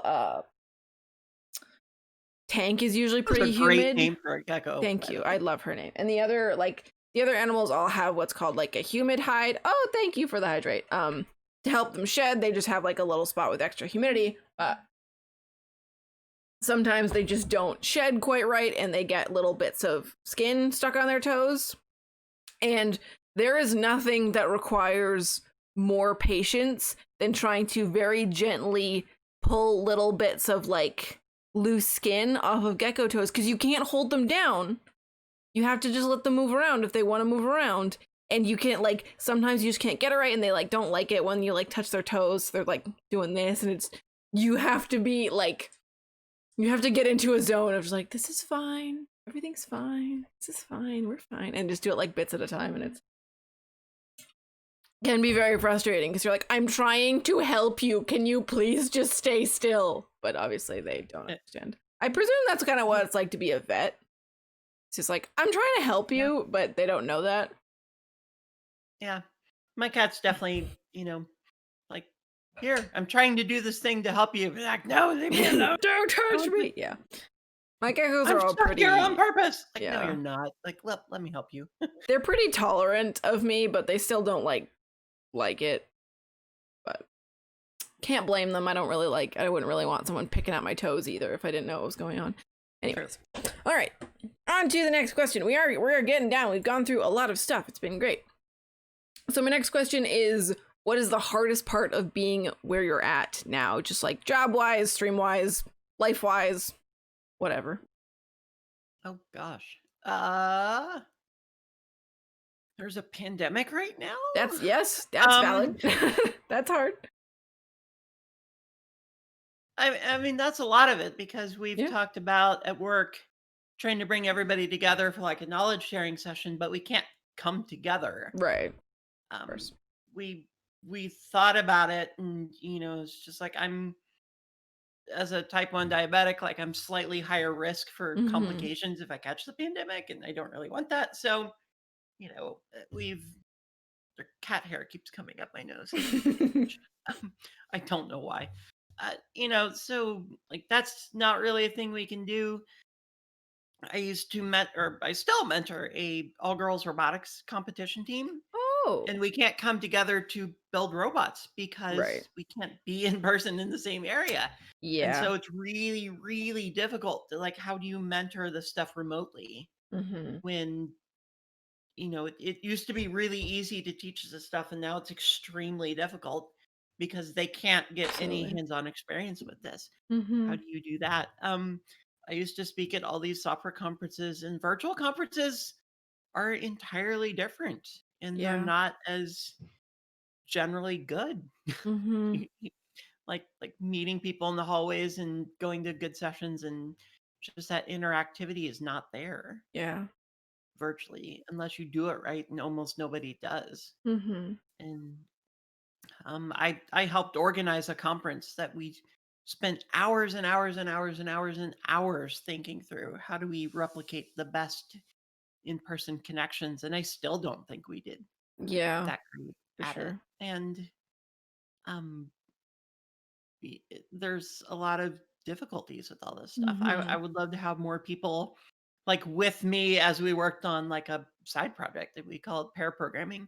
I would love to have somebody with me. I can't have anybody with me. Like I would have to Mm-hmm. patch them in and then somehow get them on the same screen, and it's not impossible. I've seen people do it. It's just really difficult. And Mm-hmm. um yeah. So I guess like That's generally the totally a pandemic is valid answer. Yeah. Yeah, the for sure. difficult part right now. Yeah. I guess past that, um, I don't know. There's been a lot of stress from the work project because we've had something that needed to meet a deadline and it did not meet the deadline, and we're still kind of iffy. Like the thing Mm-hmm. still isn't like totally working and not quite out the door yet. So Yeah. there's been a lot of stress there. It's not all been on me, thankfully, Mm-hmm. but um, that's made it difficult, and that cut into a lot of the time that I wanted to use streaming. That cut into making preparations for the mentoring a little bit more difficult. That made other things like that just kind of like spiral slowly out of control. So I guess that would Mm-hmm. be the other major thing, kind of slowing me down at the moment from being a bit more on top of things. Yeah. Endorphin said in chat, my decision making is slower. I think the isolation is affecting my cognition. Honestly, that's fair. There are like, Yeah. yeah, there's a lot more. Like we're social creatures, and like not getting that social stuff, like that's an actual basic human need. And I think it can't, like there's definitely been studies about how, what happens with like children and stuff like that when they don't get the proper socializing. So honestly, that's fair. It's also like I don't know where you are, but for me it's also winter right now, which is not helpful for anything for trying to get things done. It's cold and I just want to be in bed all of the time. So yeah, I think for me, I mean, a big part of it is the pandemic, but like I think I've had one of the more positive experiences with the being isolated thing because I like have a lot more time than I would have before to work on projects, which has been nice, even though a lot of it has been really hard, particularly not being able to see people. I'm in the USA, New England, cold. Yeah, that's definitely it's a lot of stress right now. There's a lot of stressful things happening right now. But I think for me, like, I'm just having, I've talked about, I'm having issues like enjoying the journey, and I'm just very impatient about a lot of things. Like, today was talking with my boyfriend, who is wonderful, about future plans, and it's like, I want him to come visit me, and we just can't do that right now, like, at all. And that is so frustrating. And it's so hard too, with not knowing when things are going to get better. So that's definitely hard. And, it's sometimes, like, I'm pretty good at focusing on, like, my projects and stuff, because, like, I have time to work on them now, which is great. And, like, I have school to focus on and all that stuff. And I'm just trying to, like, throw myself into that stuff. But it is hard. Oof, long distance is difficult. I feel for you. Thank you, Tiny. Yeah, it is. Yeah. He's wonderful. I just wish he was here. I wish he was here. I want him to be here. And it's rough. And it's like, I'm a pretty hermit of a person to begin with. Is he also in Canada? No, he lives in the United States. Not too far away from me, thankfully, but still in the United States. So it's a whole thing. But the other thing I was going to also say is, in the beginning of the pandemic, I was just worn out because all of the stress and changes and everything just kind of like kicked me mentally, like just like brought my mental health down a lot. It really took until about July or August for some of that to start to come back up. And then, it probably wasn't August or September until I finally felt like, hey, maybe I have enough mental health energy to start working on side projects, to maybe think about this idea of streaming that I pretty much for an entire year. It said, like, I should really get back to that, but it's so exhausting, Yeah. And so definitely, it's hitting people in many different ways. And I mean, there's also this idea, extroverts are suffering because they can't be out around people all the time, and I entirely get that. But even for me as an introvert, there's too much time to myself right now. Yeah, for sure. Because nobody is 100% introvert or extrovert. You're definitely on a scale. And so I'm definitely kind of the more extrovert leaning introvert. Me And too. it's been hard because, I have too much time for me by myself. And I've struggled, like I need some. I'm cooped up in my house too much. Yeah, I get that. I think that's fair, because I already, like, wasn't super good at, like, making plans with people consistently and stuff, and, like, maintaining friendships in person, just because it's hard when you're an adult, and it's hard when you're in school and stuff like that. And this has just made it even harder. Like, I have one friend that I was seeing fairly regularly, and I've seen her like once in the past like several months, and it's just hard. And I'm not a texter, so I'm not good at like keeping up with people that way either. And I think it's all okay, and like I'm not upset at people like who aren't making more of an effort, and I'm not really upset at me for making more of an effort, because we're in wild, unprecedented times. But it's And Orphan said, yeah, too much me time's not good. And Tiny said, ambivert here. I like sharing and learning from people, but usually better from long distance. I like being home with food and soft things. I also really like being at home. I just think too much of it isn't actually good for me as much as I like being here. And I do miss some parts of like going out and stuff. I miss being able to like go out and do work. Like I still kind of can, but it's just not, it doesn't feel the same. And it's not like quite the same. But yeah, I'm on the same end of like, I'm kind of like an extroverted introvert, because I need a lot of me time and I need time to recharge, but I love people and attention and being the center of attention, which is why I stream. Yeah, and it's also about the recharging. It's not about can you be around people or not. It's about like, how do you get your energy back? Yeah, for sure. And I do love being around people, but it can exhaust me, and so I need that time alone to recharge. Yeah. I don't know that when you're at home too much, you don't really get the term ambivert before. Yeah, it's kind of like sort of middle of the road. Yeah, that's fair. That's fair. I guess it's just like dead middle, where it's like introversion. But I agree with you. I don't think it's, we're all probably kind of, I guess, like, it's we're all a little bit of each thing. It's whatever, but glad to hear. I've actually been going around asking people why they stream, wanting attention. Well, here's the thing. I'll give to you why I stream. In life, I have 3 passions.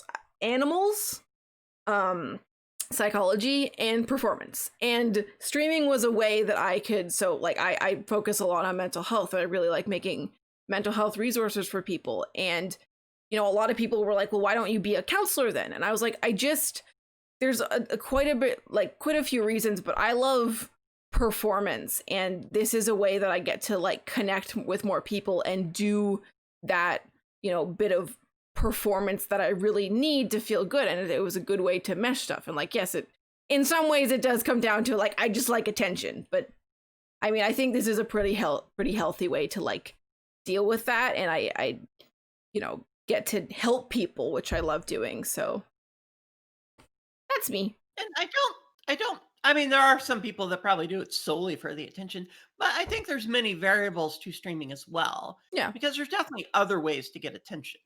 Yeah. I mean, I do think like, like, go ahead. Sorry. Oh, I was just gonna say, for me, like it's nice to have that community and people interacting with me as I'm working on my code project, but that's not the reason I started.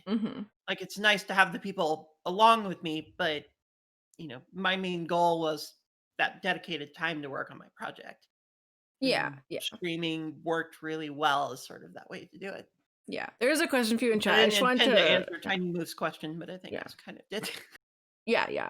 I'm asking so many questions. It's all good. No, it's okay. I don't mind being derailed. Yeah, I just wanted to say, like, I like attention as like a, I'm like a 5-year-old. I like having all the attention. But I honestly, like, I think there's a huge, we see, just going off on a little tangent here, you hear the word like attention seeking. And that's usually a bad thing, right? Like when people are attention seeking, like it's a bad thing. People shouldn't do things just for attention, or they just want attention. But like, I don't agree with that. I mean, I think it's more sort of like we were talking about before, that when people are like quote unquote attention seeking, what they're really missing is like connection and validation and stuff like that. And you can definitely like be doing things that are probably not very good for you to get that, or like people, oh, thank you for the follow, Tiny. And I think there are definitely unhealthy behaviors you can do to try to get attention, but like, we're social creatures. Like, wanting attention is a very normal thing. Like, wanting connection with people and to be seen and validated and heard, like, is totally fine. And it's just such a weird thing to stigmatize, like wanting attention. I don't know. Anyway, there is bad ways of seeking attention. Yeah. I think that falls in the wanting validation box. Yeah. Because some people don't get that validation. Some people don't get that positive energy. You're speaking my language. So they kind of, yeah. They'll do what it takes to get attention, and it's not always good ways they're doing it to get that attention. Yeah. But in terms of streaming, like, there are definitely worse ways. I was always really nervous to share what I was working on, because I was always scared that there would be people coming in like, you suck, that's not how this should be done, like, meh. And just like, I didn't want to put myself out there vulnerably like that. But it turns out sort of the opposite happens, where because I am putting my project out there, that people are seeing how I work, they're kind of understanding like my thought process, that one, they're kind of enjoying that, but two, they can help guide it a little. And so they like that ability to be able to help contribute to this project as well. Because I mean, it is out there, you can work on it. And so if you're helping contribute a little bit to it, you're like, yeah, I helped do a little bit of that. That's awesome. And so I think, I didn't do it solely for like validation by any means. I'm getting the validation from doing it, but I'm not seeking that. I definitely was seeking more the ability to pull off my project, but also hopefully have a community along with it. Tiny said, it seems as though everyone is lonely and seeking attention, as though there's a deficit. How do we balance that? I mean, I think that kind of comes back to, again, the thing that we really want. We do a lot of things trying to get it that are not the right way to get it, but like what we really want is connection. And like one, where can I learn more about your project? Oh yes, if you have any like links you want to link, absolutely link them.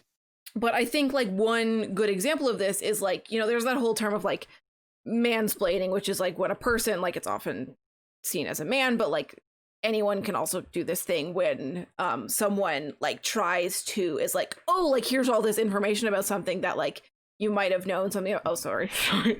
my bad. I forgot the thing does that. I'll repost that for you. Oh, ignore the thing that says timeout. Bot. Thank you, Sam. I'm technology hard. Okay, it's fine. Foiled again.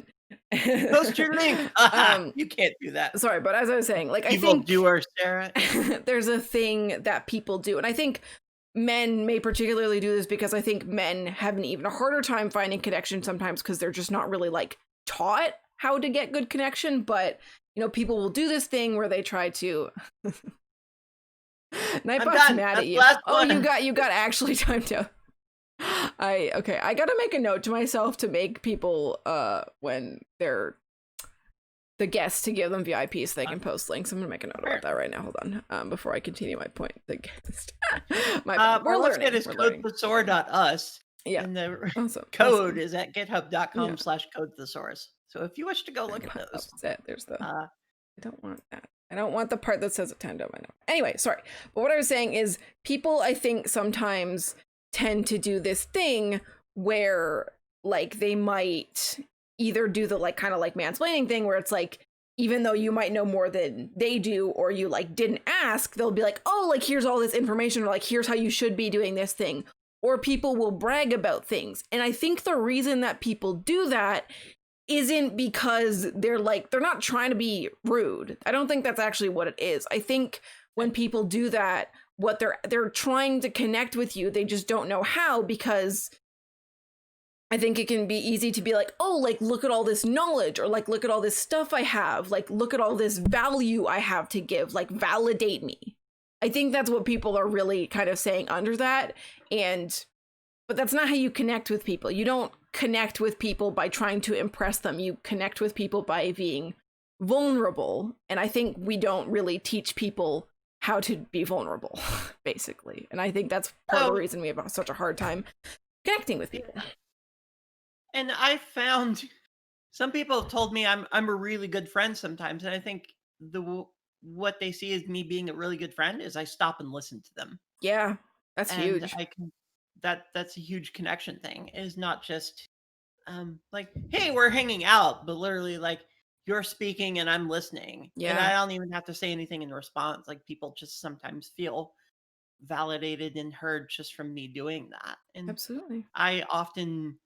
That's almost my default in a friendship, is where I just let the other person do all the talking and I'm just here to listen. And sometimes it's actually, I have to set myself down and be like, hi, I need to talk. I don't want to by default. So I need you to hear me out. And sometimes that's really hard. Yeah. And I think, Tiny, to go back to what you're kind of saying, I think definitely listening is a huge part of it. I think we need to teach people how to be more vulnerable and how to like, what's the word? I guess just like have good conversations with people, because like you're saying, Sarah, like a huge part of having communication, that's the word I was looking for. A huge part of good communication, like most of good communication, is like listening to people and like actually listening. And you will get so much farther and you will connect so much better with people if you just like listen to them rather than not. And I mean, there has to be give and take. I don't think, I think in like the ideal relationships is it's kind of, like 50-50. It like one person talks and you listen, and then vice versa. Like I think it can kind of go either way, where you might be someone who does too much talking and not enough listening, or you might be someone who kind of gets run over by someone else who does too much talking and not enough listening. So you do have to balance it, and you have to be careful about that. Like I think that can happen a lot. This is also a thing I find happens a lot. Like every time I'm in a conversation with an older man, it's always like blah blah blah blah blah, and I'm like, I just want to go. I don't want to be here anymore. And it's hard. And I think one thing I really been working on lately and trying to help other people do in my relationships is practice like consent more. Like, I think it's really important to actually check where people are at, because it's really good to have emotional support people, and it's good to have people that can be there for you, but it's not really fair to expect people to always be there for you and for you always to be able to dump your stuff on them. I have definitely had people who took advantage of the fact that I was a good listener and I was willing to listen, to kind of go overboard and be like, oh, well, I'm having another bad day, so you're going to hear about it, instead of being like, hey, I'm not feeling good, can I talk to you about it? Because nobody owes us anything, even if you have people that are there partly as emotional support, like they're also their own people and they have their own stuff going on. So I've really been trying to practice the like, hey, can I talk to you about something, or like, I'd like to talk to you about something. And another big one on like the listening front is definitely, I've been trying to be like, okay, like, you're telling me about a problem, do you want advice or do you just want me to listen? Because another thing, this is like one of my biggest pet peeves, is, I'm getting heated now. One of my biggest pet peeves is when people give me advice that I did not ask for. I hate it. I hate when people give me, like, it just, because I just feel like they think I don't know anything. Like, it's partly me. Like, the fact that I get so annoyed about it is kind of me. But it just is like, you didn't actually consider what I wanted. You didn't consider if that was actually going to be helpful to me. You just kind of like wanted to be like, oh, I can help, Sorry. That was a lot. I got really heated. Breathe, take another drink. Heated. There's this idea that the best relationship is that 50-50 split. Yeah. You will listen to me as I listen to you. But, that changes over time. Of course. And a good example of that would be like, hey, sorry your mom died, but let me tell you about how I burnt my sandwich and it ruined my day. It's just like, that's, it's like there's a time where you need to focus, not that 50-50 split, won't work at that point. Maybe it does need to be like an 80-20 split, but that's not a permanent, like yeah, someday down the line, you hope it'll be that 20-80 split. Mm-hmm. And so, I think also that good emotional intelligence would also let you know, like, hey, you can perceive that maybe now is not a good time to share that you burnt your sandwich because something is deeply affecting the other person, and be like, hey, what's going on with you? Mm-hmm. And emotional intelligence is totally a thing that not everybody has, but I do think is a thing that can be worked on to at least make it better. Yeah, absolutely. And there's a lot of importance to that too. Yeah, I think that's a great point to make. Like, I think it's sort of like, the average ideal is like kind of 50-50, but it's not like every single interaction needs to be 50-50, because exactly like you're saying, it's like people are going to have bad days and they need a little more support, or like so on. So like, it shouldn't be like, okay, no, you've reached the limit on my support, it's my turn now. Like, it is, but it's, you do, like, I, especially as a very empathetic person, know that I need to like guard my energy and not just be like, yeah, you can have all of my support like whenever you want it. Sorry, I'm just looking at chat really quick because we missed quite a bit. Which, by the way, Waddles, I want to give you some advice about your stream. Tiny said, you're done, Sarah. Oh, sorry. Endorphin said, excellent point. Don't assume you have permission. Absolutely. I tried just to not assume that. Tiny said, you know what I do? I tell people, just try me anytime. No promises, but reach out. Yeah, I think that's fair. I just always say, like, yeah, my DMs are open. Just like, let me know and I will tell you if I'm available for that or not. Beloved, I have a similar peeve. It's when people give advice that it's so off. It's like they don't see me, but also insulting if they offer very basic advice. Yeah, we've gone off. But that's okay. We've gone off the rails, but that's okay. Boundaries are important, says Ever. Hi, Ever. It's so nice to see you. Thank you for stopping in. Yeah, it's funny because I feel like every talk, no matter what I do, we always kind of end up back in the same place. And I'm okay with it because I love talking about this stuff. But maybe it's important if it keeps landing there. We veer. We go wildly off the tracks. Maybe. So off the rails. It's okay. I mean, we honestly we went through most of my questions anyway, so I'm cool with where we're at. I'm content. Yeah, but I think I mean, if you have more questions, throw them out. I have a few more. Let's see. Let's do this. We talked about. I'm ready. We talked about what's the hardest part of being where you're at, but what is the best part about being where you're at right now? Best waking up as soldiers in your no. I don't know why that came to mind. We're I'm not old and I've sponsored by heard that Folgers. commercial, and Yeah. people younger than me don't even know what that is. What are commercials? I don't know. Let's see. Easiest part. I sometimes feel like the hardest part of getting into a good flow is literally just getting into the good flow. Like, I love bicycling for exercise, but the hardest part is getting me into the routine of bicycling for exercise. Yeah. You know, it's like once I'm out there, once I'm on the bike and on a trail and I'm going, and it's like, I love this. I love that. But the idea of me sitting in my house looking out the window going, wow, it's cold outside, it's windy. I don't really want to do this. I'm cozy inside with my, sweater, and I don't want to do this. That's a hurdle you have to overcome, but once you do that, it's easier. The idea of I can start streaming this code project that I've not been able to actually complete before and show it to the world, and people can judge me Yeah. possibly on it and say like, oh no, I'm gonna start a stream and who knows what the heck's gonna happen, is the hardest part. Like, now that I'm going, Mm-hmm. now that people are like, hey Sarah, I really like your project, I want to see more of Mm-hmm. this. Now that I'm doing this 2 days a week, it's become a lot easier, Yeah. Yeah. and it's easier to maintain. So I would Yeah. For say, sure. now that I have a job, Mm-hmm. it's easier. Whereas before I was looking for a job, it's difficult and exhausting. And so I would say I'm at a good spot that somehow I got a job in the pandemic, and I realize I'm incredibly lucky for that. Yeah.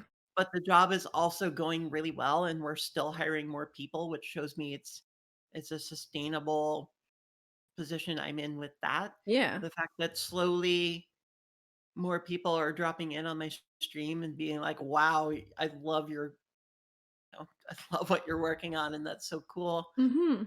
And the fact that I now have 15 people that have contributed code to my project, That's awesome. that only means it's going to be probably a forward moving project for at least a little while longer. Yeah. This makes it easier. And so, I think it's also easy to say like, well, this worked for me, it can work for you too. And we were talking about that earlier. Yeah. It's not easy to get started sometimes, because partly the energy to put forth to start doing it, but sometimes time, sometimes money, sometimes energy, sometimes whatever. Just dealing with the vulnerability of putting yourself out there. Mm-hmm. All Yeah. of that is not easy. So I Mm-hmm. would say some of the easiness I have right now is just the fact I've started a lot of things, and now there's a bit of sustainability to it. Yeah, yeah, I think that's a great point. I think momentum is such a huge thing. Like, it's very cliche, but like literally the hardest thing is starting things. And once you start things, you start to like build up the momentum. And once you're going, it's easier to keep going. So I totally agree with you. I think I'm kind of like, I agree with you. I feel like I'm in a very good spot. Like, I'm working towards where I want to be, and I'm very happy with that. I mean, I'm impatient to get like further along because I have a lot of things I want to do, but I feel like I'm in a really good spot. I also found a job in a pandemic, which is wild to me. That I'm really enjoying, and I'm happy like with my how my program is going. And so I think I'm just like, things are honestly like, this is the best I have felt in literally years.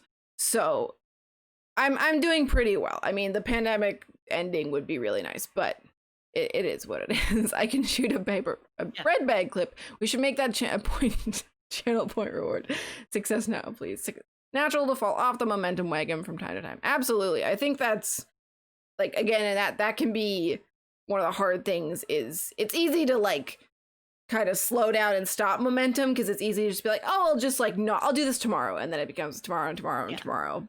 And I think it can be hard to like that momentum really just grinds to a halt. Yeah. And so I think it's really important. I try to do like little steps, and if I don't, I want to get something done, but I don't really feel like doing it, I do it for like 5 minutes because that's still doing it. That's still momentum. And that's honestly, I think, the most important part of continuing onwards, basically, is to keep that Yeah, we had momentum. mentioned earlier about the work project that's sort of gone like 2 weeks over deadline now, Yeah. and that cut into my streaming time. Like, I Yeah. canceled 2 or 3 streams because I'm just like, I have to keep working. This has to go out the door. I Yeah. thought it would be done by now, and I'm not.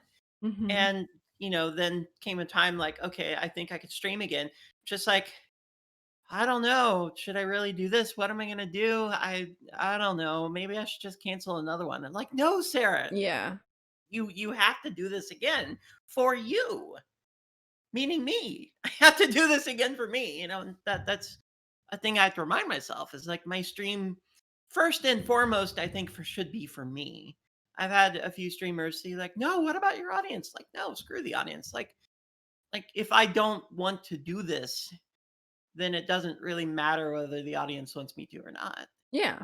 Yeah, for sure. I think it can be Like, not very, totally like yeah, forget the yeah, audience. yeah, But yeah, yeah. I know what you mean, but I think it's also, especially when people start seeing like a little bit of like success in terms of numbers, it can be really easy. Like, I know some people who feel so guilty when they don't stream because they feel like they're letting down their audience. And I think you have more the right mentality of like, you need to come first on that. Like, and like, not totally like screw the audience, but it's like it needs to be about your like yeah, health and where you're at, and not necessarily like only doing things for other people. There has to be that kind of balance, you know?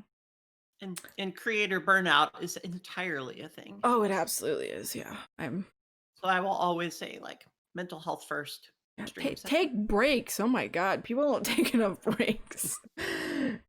Hot take, but maybe. Yeah, my last question for today. We've pretty much gone through all of them at this point, but it's just, do you have what are your strategies for like getting stuff done? Do you have any sort of productive tips? Because that's what tomorrow's video is about. So I wanted to end on that. You punch the thing in the face, be like, no, don't stop me. I'm gonna. I don't know. Get your 50 Just cups out. getting it done. So one of the things we talk about a lot in software development is um, agile methodologies, and I won't get Mm-hmm. into what agile methodologies are or anything like that.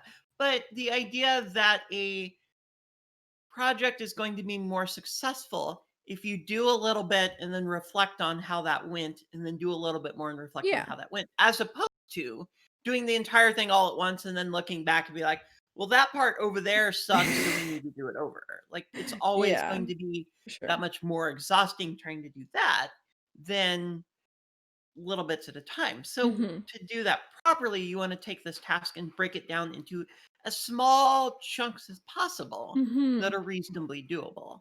Mm-hmm. And so I would say one of the strongest things I've had to deal with is look at things in my life and the things I want to do and say, this task looks daunting and like I don't want to do it, or it's Mm-hmm. hard, or it's going to be exhausting, or it costs a lot of money, or I don't know, whatever. But if I can look at it like, how can I pull off this tiny little chunk, or how can I buy this tiny little thing, or how can I spend only a little bit of time on this, it becomes easy and a lot more doable. Yeah. And the fact that if you can tackle 5 small things to build up to one larger thing, the 5 smaller things are going to feel like you did a lot more work, even though Mm-hmm. technically you did as much work as you would have doing the one larger thing. Yeah.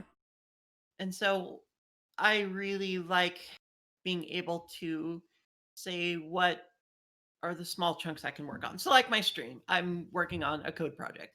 This thing is huge. This thing will never end at the rate I'm going at it, just because there's so many things I want to add to it. Mm-hmm. But I've broken it down into tiny chunks. Like, there's this one bug. Can I fix this one bug today on stream? Or um, I wanted to write a bunch of documentation so that way people know how to work on this project. Can I write a little bit of documentation on this? Can I work on making this documentation thing actually attached to the website? So I have a generator Mm-hmm. that runs in the background that takes basically a text file and makes it really pretty and shows up on the website. Yeah. So, like, can I get that running today on stream? Can Mm-hmm. I do any of these other things? And I usually accomplish at least one of these things. So that makes it easier to pick up a second thing even if I don't finish that second thing, I can say like, hey, you know what? Today on stream, in my 2 or 3 hours, I got this thing done and this thing done. And halfway through this thing, you know what? That's success Mhm. because I did the first two things. And kind of the same thing with work-life balance. Like, oh my God, I have to clean my entire house. That feels so exhausting. Like, hey, can you just vacuum today? Can you Mhm. clean up the kitchen tomorrow? Can Yeah. you do whatever the next day? And these are smaller pieces, but maybe even not like clean up your kitchen, but hey, Kate, can I clean off the counters today? Mhm. And then sweep the floor tomorrow. And then, you can always kind of work on subdividing even further Yeah. to Yeah. kind of make I it easier. agree. And you will, as a person, always feel more accomplished when you can check any kind of to-do list box, Mhm. you know. Yeah, no, I definitely agree with that. I think you hit on some of the points that I also really use for my own productivity, which is, yeah, like breaking things down into like the smallest steps, even sometimes the point of like step one is like get up. Like that check, you get, and then you get to check Sometimes that that off. is Yeah, that is its own sometimes, step. Yeah. yeah, that's sometimes you, that's how you get down to, and that's okay, because if, if you can get that one step done, then you've already made progress, more than you might have. And I think, you kind of identified this too, of like, one of my theories of productivity or whatever is like to pick like fewer things to do in a day and just to get rid of more things, to be like, do I really need to get this done, or like can it at least wait till later? Because I think it's so easy to be like, oh my God, I have all these things and like I need to do them now, and it's like, well, you probably don't actually, and it's, like can the counters be not wiped for like 2 more days while I do something else that has higher priority? Like Yeah. probably yes. So I think that's super important, like to prioritize and to pick fewer things. Like I try to do like 3 big project things a day, and that's it. And if I can do, like, if I want to do more than that, I do. But if I even get like 2 of those things done, that's awesome, because that's 2 out of 3. And that's, I think, so much better than trying to have 10 big things on your list and then you get 2 done and you feel like crap because you didn't get anything done, like proportionately. Sometimes you need to rewrite a client's spec since they have no idea what they want and it shows them. That sounds familiar. And the other flip side of that problem is that when you take one large task and you break it up into 20 small tasks, now it looks like you have 20 things to do, and that can feel exhausting. Mhm. But you can kind of do different tricks like, hey, what if I have like the to-do list, but today's to-do list? And Yeah. today's to-do list can be smaller. Yeah. What if you Yeah. stuck things on sticky notes and one task per sticky note, and you stick them on a wall and be like, hey, this one is the one I'm doing today? Mhm. Or you can give them priority rating. So, Yeah. like, I have Yeah. these 20 things, but 10 of them are not important that have to be done today or even this month, really. Mhm. But maybe 5 need to be done this month, 2 need to be done this week, and 1 needs to be done today. Well, I can do the one that's due today. Mhm. And then the other 2 I can deal with at some point later this week.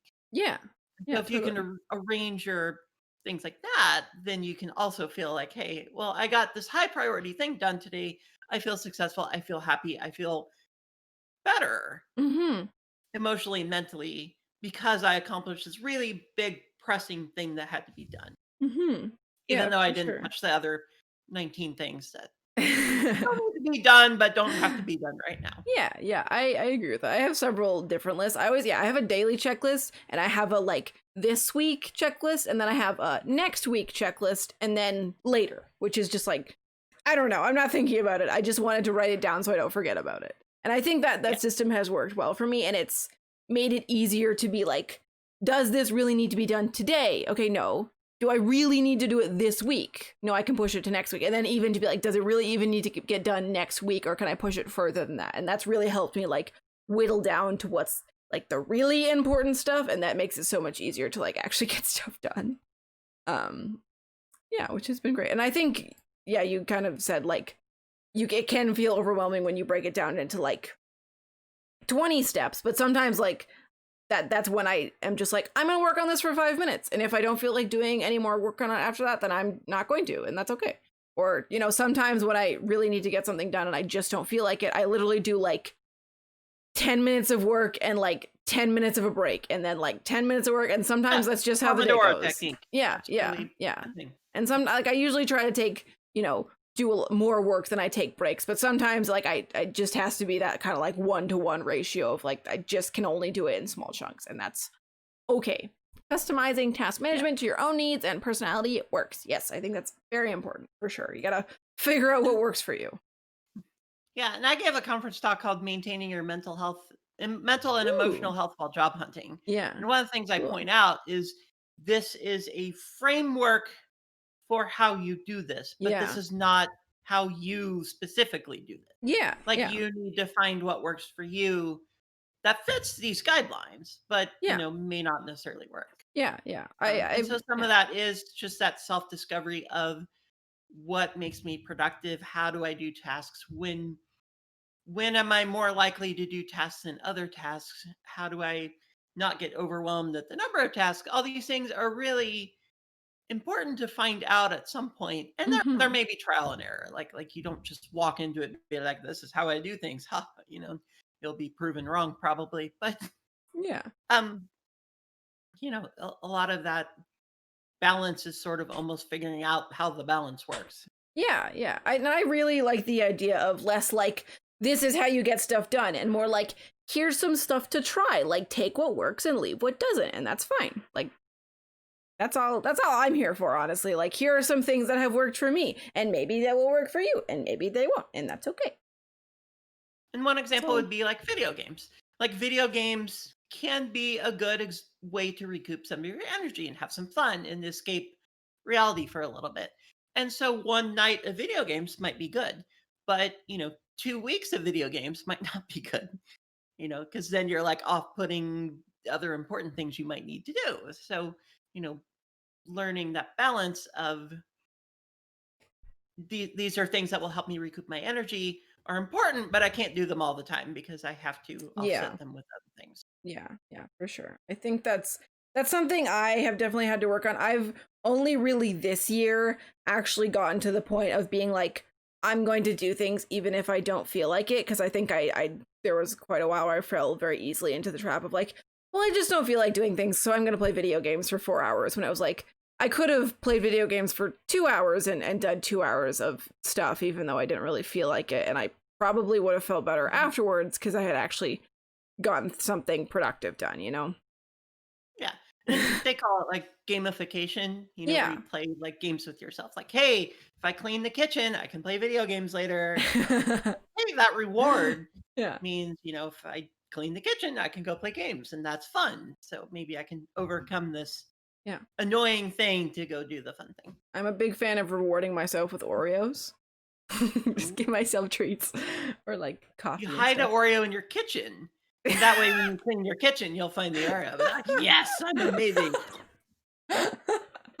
God, that's really good. All right. Well, I think I'm sort of out of things to say at this point. You have anything else you want to add? Go for it. But I don't necessarily know. I think ending on We've had a the lot of yeah. good things. Yeah, I think ending on hide an Oreo in your kitchen to make yourself clean the kitchen. Ended on a high note. All right. Or better yet, have a roommate or a partner or somebody hide an Yes. Oreo in your kitchen. Then you won't know where it is. That's really good. All right. Oh, I see. I hydrate. Hydrate. Thank you. But I think we will probably end the stream there, and which is probably just as well because my throat's getting a little sore,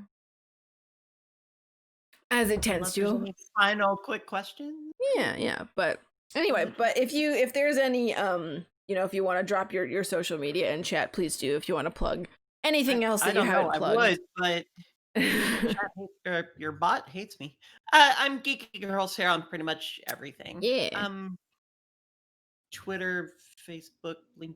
Well, not LinkedIn. I guess I'm just there with you there, but Twitch, Geeky Girl Sarah, all the things. You can pretty much like search Yeah. Geeky Girl Sarah on any search engine, and that's all me, pretty much. So.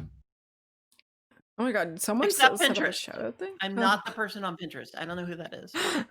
Oh, my mom set up a shout out command. That's good. I need to make more Nice. commands at some point. Yay! Awesome. Thank you so much for that. Yeah, and thank you so much for being here. Yeah, it was a great chat. Yeah, It was this great is to fun. have you on.